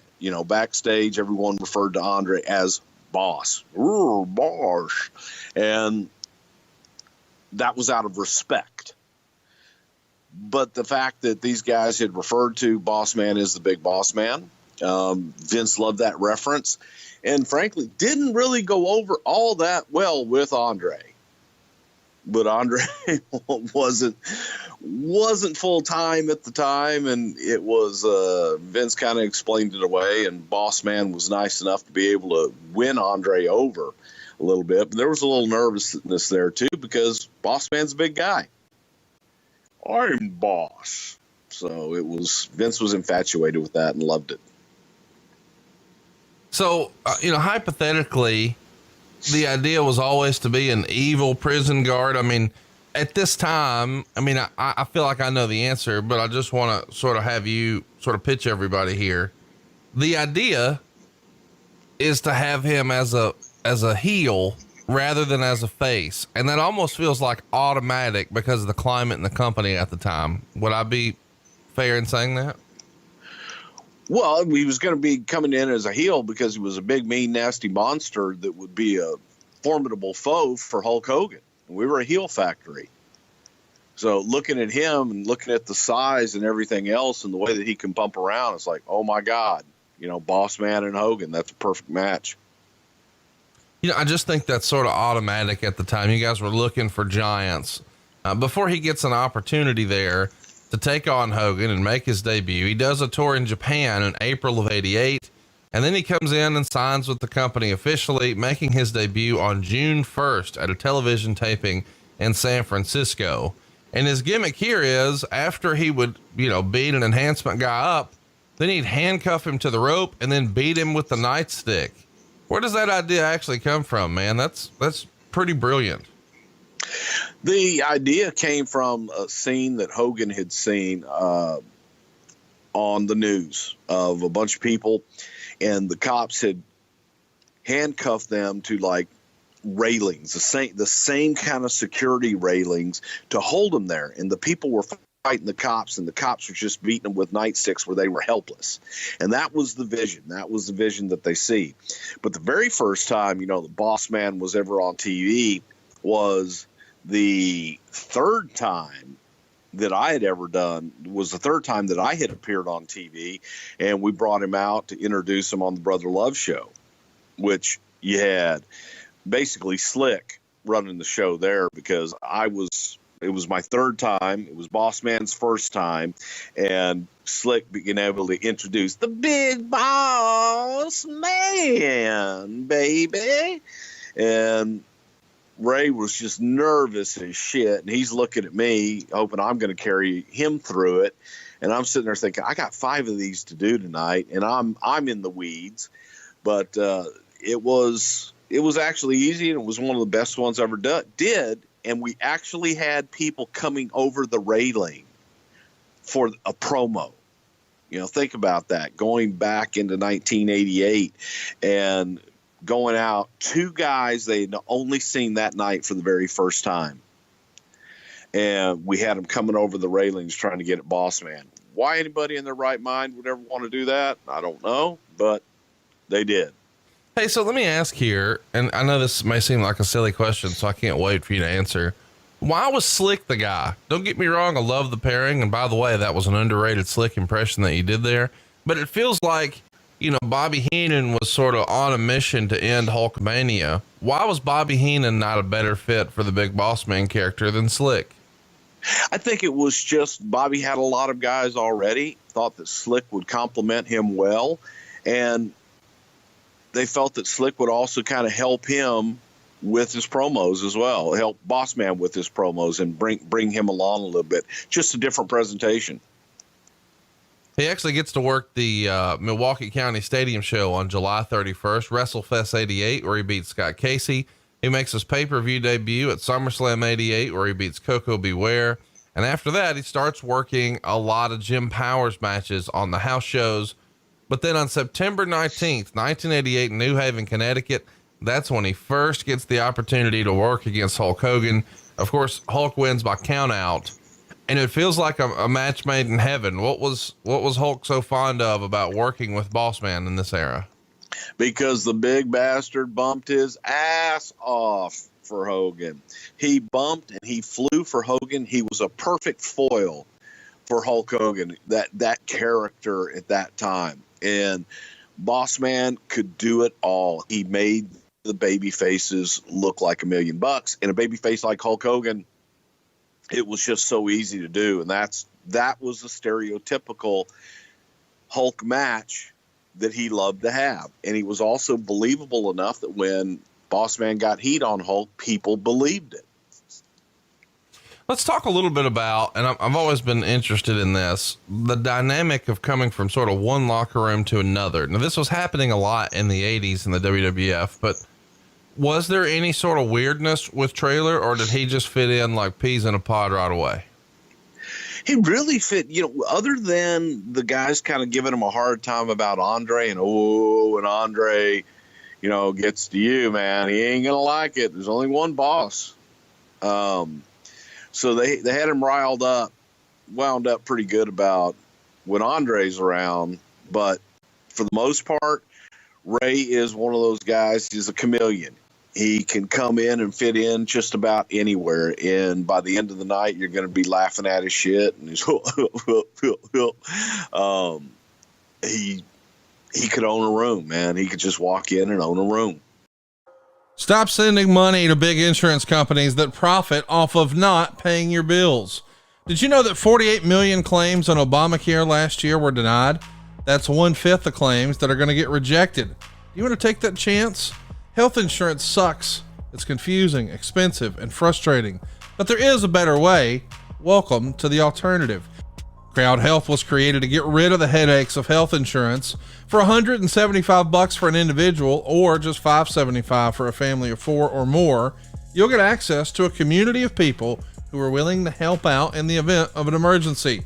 You'll also get telemedicine visits, discounted prescriptions, and more. All of this without doctors' networks getting in the way. Let Crowd Health help with your healthcare needs. You can get started today for just $99 per month for the first 3 months when you use the code WRESTLE to get the health care you deserve. Crowd Health is not insurance. Learn more at joincrowdhealth.com. That's joincrowdhealth.com and use the code WRESTLE to get started for just $99 per month for the first 3 months. That's joincrowdhealth.com and use the promo code WRESTLE. Doink the Clown is one of the greatest characters ever to participate in the WWF. And I thought that he was positively, I always say, you look at guys and you look at talent as if they could headline WrestleMania. Right. Matt Bourne could headline WrestleMania. I would often chuckle. And we've actually talked about this at times, not with anybody in particular, but could you imagine Doink in the main event at WrestleMania and make it a circus big top feel for WrestleMania and have the whole thing be almost like a circus theme. Yeah, I just thought that would be great. It sounds ridiculous, but the visual of WrestleMania 9 was pretty fun. So I could get behind the idea that, you know, that might have worked. I mean, Vince loves a big spectacle. You see just the sheer size of the WrestleMania sets these days. It would have been something to see for sure. Yeah, and Doink definitely could have pulled it off, and I think that he could have been everybody's champion. Whether he was in the role of a babyface or a heel, I think that when he was in the ring, he was the best wrestler in the ring. And the best damn, he just was so good. It was the best character Matt Bourne ever did. It's hard to believe, but the character debuted nearly 25 years ago. He comes into the company in January of 1993. And, of course, Doink's real name is Matt Osborne, but he's wrestling under the name as Matt Bourne. And so most of us know him as Matt Bourne. And he started wrestling 15 years prior to that, roughly, making his debut in 1978. And this is, of course, back during the hotbed of territorial wrestling. So Bourne is wrestling in a lot of these different territories and has success all over. But one of his first big pieces of success comes when he wins the Mid-Atlantic Tag Team titles in 1980. And I think most people listening to this probably know that Bourne spent most of his time in the Pacific Northwest. And up there, he was their heavyweight champion. And he wrestled with guys like Ted DiBiase, Jim Duggan, and they became the Rat Pack. That was the name of the gimmick. And he actually debuted for the WWF about 8 years prior to ever coming in as Doink. Back in 85, he worked in the Boston Garden where he wrestled Rick McGraw to a time limit draw. And the highlight of that early run is WrestleMania 1. I think a lot of people overlooked that, but he lost to Ricky Steamboat there in the initial WrestleMania. And I think a lot of people have maybe kind of lost that in history. When did you first meet Matt Bourne? It feels like you would have crossed paths with him a few times in the territories. I know that he worked a little while in World Class Championship Wrestling, and he was managed there by Percy. Would you have met him in Texas, or where did you first meet Matt? I first got to meet Matt when he came through. He came through originally for Southwest Championship Wrestling in like 1981, 82, somewhere in that time frame, and then he went from there to Mid-South. But I met him the first time. He had the bleach blonde hair and the beard. Was doing a team with Arn Anderson in Georgia Championship Wrestling, and then he came in to Southwest. Matt's a second-generation wrestler. His dad, Tough Tony Bourne, was one of the legends. When they talk about old-time tough guys, just real tough guys, Tony Bourne's name would always come up. And especially in Texas, because there was Tough Tony Bourne and a guy by the name of Irish Danny McShane that had a great rivalry that culminated with Tony Bourne's manager having to wash a jackass, a donkey, in the middle of the ring if they lost the match. And Matt came from that era, and Matt was taught to be, he was a tough guy, and he was taught to be believable and tough inside the ring. So he always carried that on throughout the years. But he came in for San Antonio, went to Mid-South, and formed the Rat Pack with DiBiase and Jim Duggan. Well, I'll tell you what, it's quite an interesting change from the way guys come into the company now versus the way they used to, because in these days it was pretty common for them to have extended runs in different territories. And independent wrestling, while it is still on the rise, Ring of Honor is probably having their best year ever this year. It's just not the same. Do you think that overall helps the business or hurts the business? Do guys have different opportunities to because now, because of the internet, even though these territories exist, you can kind of keep up with everybody everywhere. But that was a lot more difficult back then, was it not? Yeah, you didn't have the internet. You didn't have the kind of television distribution that they have now. You didn't have access to the information. For the most part, the only way you would get your information, if you could get them, were the magazines that were on the newsstands. Right. The aftermath. So that's how you kept in contact with what was going on elsewhere. It's just interesting to me because it feels like guys could get lots of different chances. You know, he could be with Percy in World Class, and he could be at WrestleMania with Ricky Steamboat, and he could be with DiBiase and Duggan and the Pacific Northwest, but he could tag with Buzz Sawyer in the Mid-Atlantic territory, and never shall these two paths ever meet, you know, so he could be different characters or different incarnations and kind of reinvent himself, and that's a little more challenging these days, so he got to take chances early on. You know, we mentioned Buzz Sawyer there briefly. We haven't spent a lot of time talking about Buzz on this show before, but there's rumor and innuendo out there that The Undertaker didn't have the best experience with Buzz Sawyer. Have you heard that before? I heard that they had a match, and I want to say it was in Dallas maybe, where Buzz took some liberties with a very young and very green Punisher Mark Calloway, and that the Undertaker didn't appreciate it too much. Well, the word I got was that Buzz apparently ripped him off for training, and so maybe Mark Calloway had paid a bunch of loot, and then Buzz just skipped town on him or something like that. Buzz had that reputation. Yeah. I don't know if that's true or not. I do know that on TV at one point, you know, at a very young age, that there wasn't a lot of love lost there. So we talked about World Class. Bourne had quite a run in World Class. He won the Texas Heavyweight title. He would do pretty much everything there. He won the USWA Tag Team titles twice, both times with Jeff Jarrett. What a small world it is. He would win the USWA Texas Heavyweight belt by defeating Kerry Von Erich, and he even had some matches and some tag matches with and against the Dingo Warrior, who would go on to become the Ultimate Warrior. But then he gets his call up to the big time, I guess. In 1991, he joins WCW, where he wrestles as Big Josh. How would you describe the Big Josh gimmick, Bruce? Is a goofy lumberjack. Yeah. I think that they were trying to create their own version of Hacksaw Jim Duggan. I don't know what the hell they were trying to create. There were so many different incarnations of lumberjack characters through the years, and they were trying to create Big Josh, big friendly Josh from the Pacific Northwest, probably because Matt came from Oregon, and everybody knows that there's nothing but guys in flannel shirts and capri pants, capri jeans in Oregon walking around cutting down trees. But hey, you know, I got my fair share of crappy gimmicks. So Josh would wrestle in jean shorts and a flannel shirt. He's coming to the ring carrying an axe handle.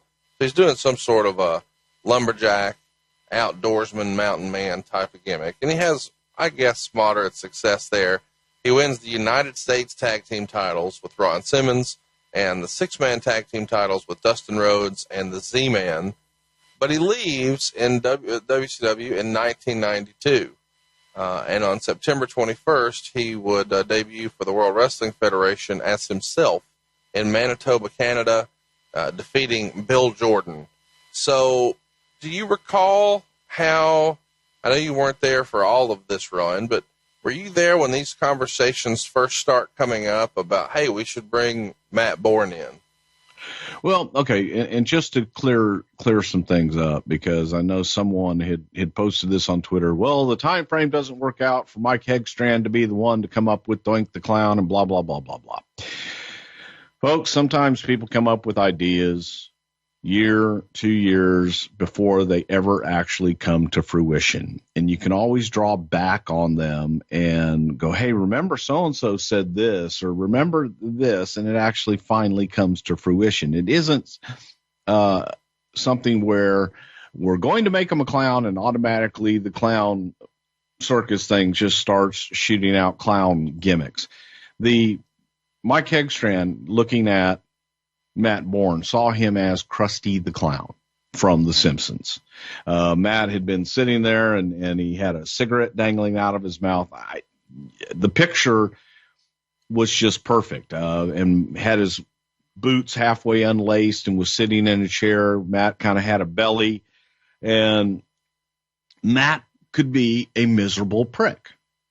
So after the match, he's all sweaty. He's kind of balding a little bit. His hair's all hanging down in his face, and he's got the cigarette dangling out. And Mike Hegstrand just looks at him and goes, "Doink the clown." And that was all that I could ever see going forward of Matt Bourne. He was, or not Doink the Clown, Krusty the Clown. All I could see when I looked at Matt was Krusty the Clown. So when Big Josh had his run, he was done. He was looking for something. We brought him in as Matt Bourne. And I remember, and Vince had remembered the whole Krusty the Clown thing. Vince didn't know who the hell Krusty the Clown was. Well, I know a lot of our listeners may not know that either. It feels weird to say since that's been such a popular show for so long, but explain who Krusty the Clown is. Krusty the Clown is the clown on the Simpsons animated show on Fox. And Krusty has a show. He's a crazy clown.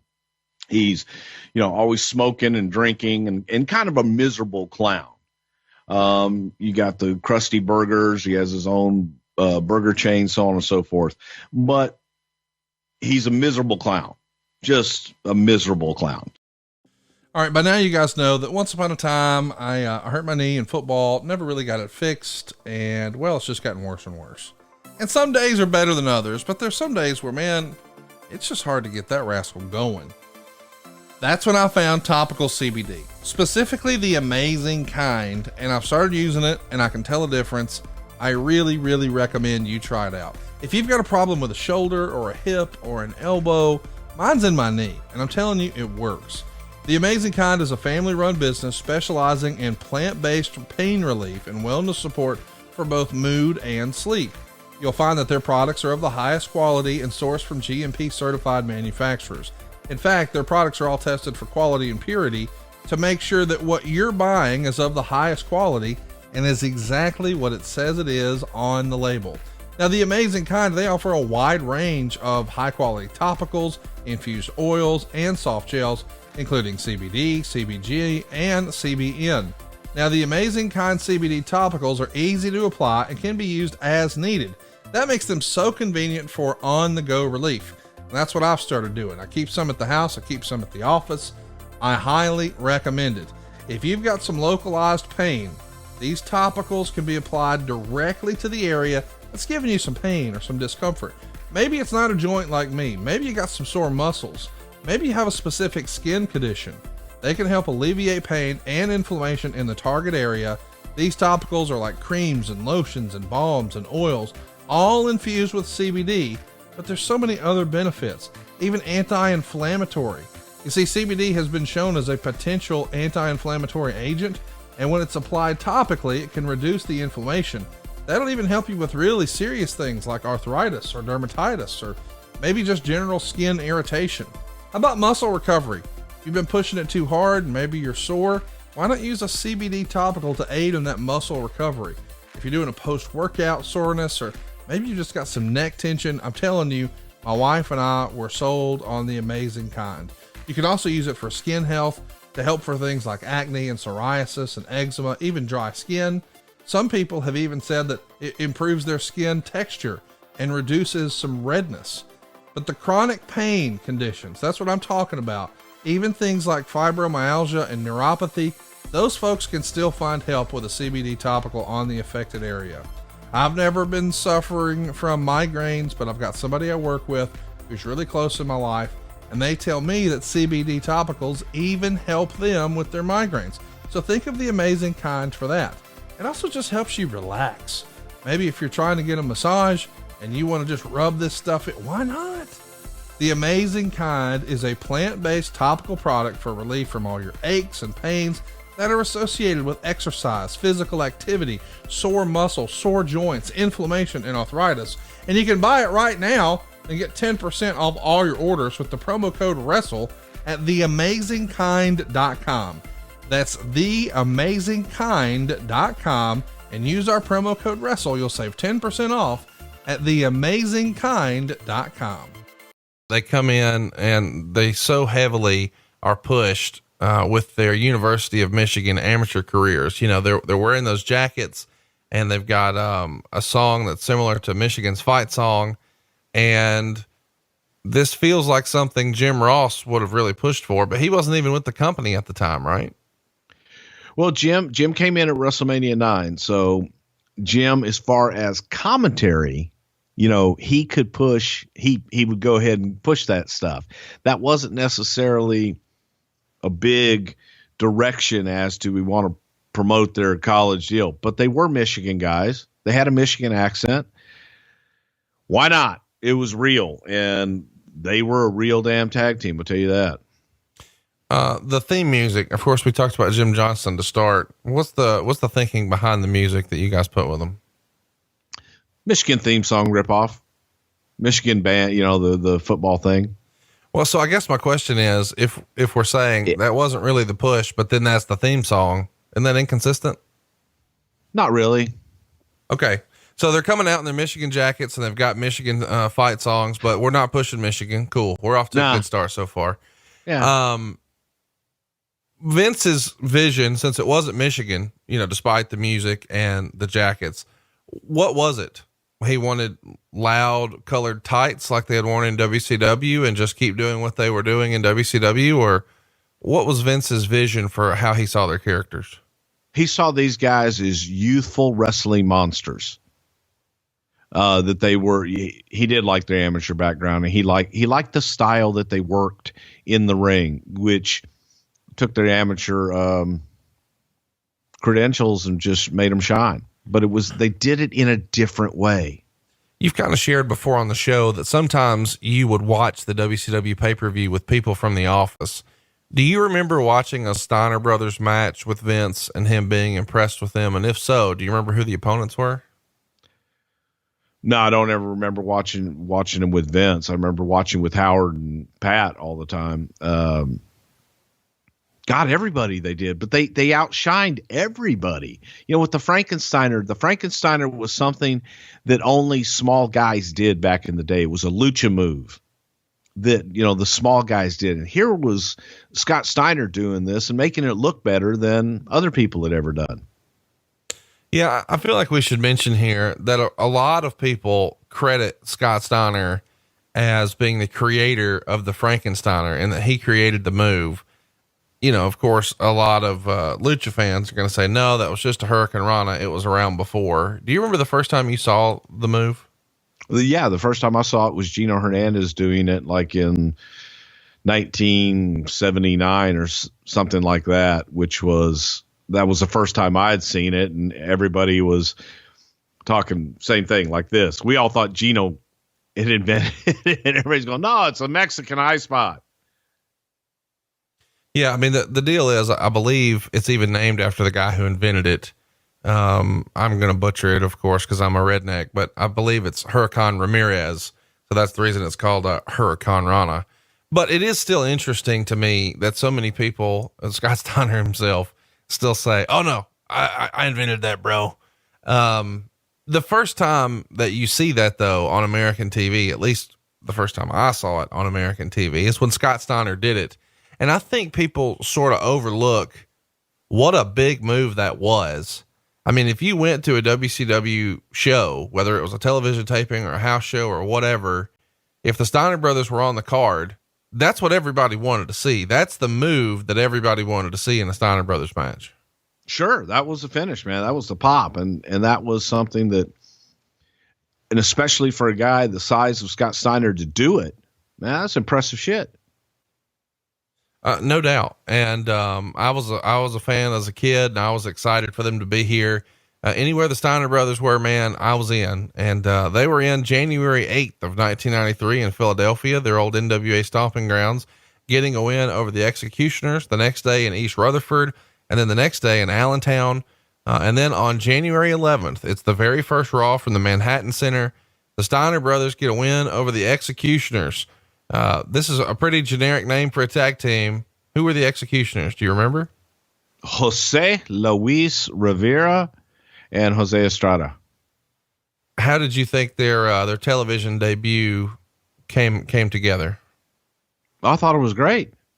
Absolutely great, because the people in New York, man, it was electric. They always liked when somebody that they knew a little bit from WCW or the old NWA would come in and debut, and they like to see what we're going to do with them. And the fact that here were the Steiners as the Steiners, they knew them. We didn't change them. They were excited. It was a good debut. I'm glad you brought that up, because I was going to get there for sure. Of course, you guys had a history of changing people's gimmicks. You know, Barry Windham comes in and he's the fucking stalker, and Dustin Runnels comes in and he's Goldust. How did the Steiner brothers come in and they're the Steiner brothers? Probably laziness out of more than anything. I'll tell you exactly how that happens. Time runs out. I think Vince, if he could change everybody's name, he would, so that he can own it. And sometimes you'll talk about it and you'll talk about it and you'll talk about it to death. Time will run out. You'll be sitting there at a television taping and go, okay, we got to go. What are we going to go with? God damn it, just go with whatever the hell their name is. And then it's on TV and you're good. Ted DiBiase Jr. is a perfect example of that. We had 3 months, I shit you not, of he wanted a new name and a new gimmick for Ted DiBiase Jr. And we all wanted him to just be Ted DiBiase Jr. Nobody could come up with anything. So when it came time for him to debut, it was fuck it. He's Ted DiBiase Jr. That's just amazing to me that so much of people's careers and what they're able to use afterwards and earn a living is just, we ran out of time. Fuck it. Yeah. But think about that too, is that you could take Kurt Hennig's kid and bring him in, and Vince would probably say, God, he'd make a good Ted DiBiase Jr., wouldn't he? Well, we had Ted DiBiase Jr., who was a pretty good Ted DiBiase Jr., but you didn't like that. Yes, it can be. You can find the funny points in it sometimes. Are you saying that really happened? What? That Curtis Axel was maybe considered to be Ted DiBiase Jr.? That was a hypothetical, but that would have been fucking hilarious, by the way. You could see, no, I'm saying I could see Vince going, I need a Dusty Jr. Well, Dustin's available. No one would buy that. God damn it. Find me Dusty Jr. I want the puppies and a blotch. Put the splotch on the other side. Yeah, just weird shit like that sometimes when you, well, we have that. I don't want that one. So why? When you guys are thinking about the first Raw, the Steiner brother debut feels like something you guys would have really wanted to promote for that, right? Absolutely. You know, it's the first time you're in New York. You're in the Manhattan Center. We wanted to make a big splash. This was a live show, so we wanted to give it a feeling of special. And that was special to have the Steiners' first time in the WWF on Monday Night Raw live. We get to Royal Rumble 93, January 24th. It's going down in Sacramento, and we see the Steiners get a win over the Beverly Brothers. Any memories of that match or the Beverly Brothers? I don't know when we'll talk about them again. Oh, the Beverly Brothers are, to me, an unsung heroes of tag team, because they, Wayne Bloom was like a power lifter. The skinny one, the tall, skinny one. Right. He was a power lifter, an extremely strong guy and a tough guy. Mike Enos, one of the most easygoing, really nice guys you'd ever want to meet. I liked the hell out of both of them. They both came from Minnesota, and they were part of that whole Road Warrior, Kurt Hennig, Rick Rude group. Tough as nails, meaning both Kevin Walkhalts and Nails, you know what I mean. But really good guys, and they could go. I just felt that they were always almost in the right place at the wrong time, if you know what I mean. Yeah, because they always got overshadowed. Timing. Yes. they start working. Do you remember the Royal Rumble match? You know, at this point, they've had two really high profile matches for the company on the debut Raw and then at the Rumble 93. At this point, is Vince feeling pretty good about his investment? What was Vince's early feeling about their debuts? He loved them because they looked strong and they looked like monsters, and they came out and we, you know, other than you had Demolition, who's a big power team, but they didn't move like the Steiners. And here was a big power team that could move like cruiserweights. So he was happy with them. Hey, it's Conrad Thompson here to tell you a little more about what AdFreeShows.com is all about. Get early, ad-free access to more than a dozen of your favorite wrestling podcasts every single week, starting at just $9. That's less than 20 cents an episode each month. And yes, you can listen to them all directly through Apple Podcasts or your regular podcast apps. How easy is that? Ad-free shows also has thousands of hours worth of bonus content and docuseries like Title Chase, Eric Fires Back, Conversations with Conrad, and The Insiders. Plus new series like The Book with David Crockett, Monday Mailbags with Mike Chioda and Nick Patrick, and a whole lot more. And you want to talk about early? You can't get any earlier than listening to the shows live. You can be a part of the live studio audience as we record the podcast. Plus, ride shotgun alongside your favorite childhood heroes for live watch-alongs, Q&As, and other interactive experiences every single month. Come on now, see for yourself what thousands of other wrestling fans from around the world have discovered, that AdFreeShows.com is the best value in wrestling. Check it out today, and hey, when you do, the first week is completely free. AdFreeShows.com.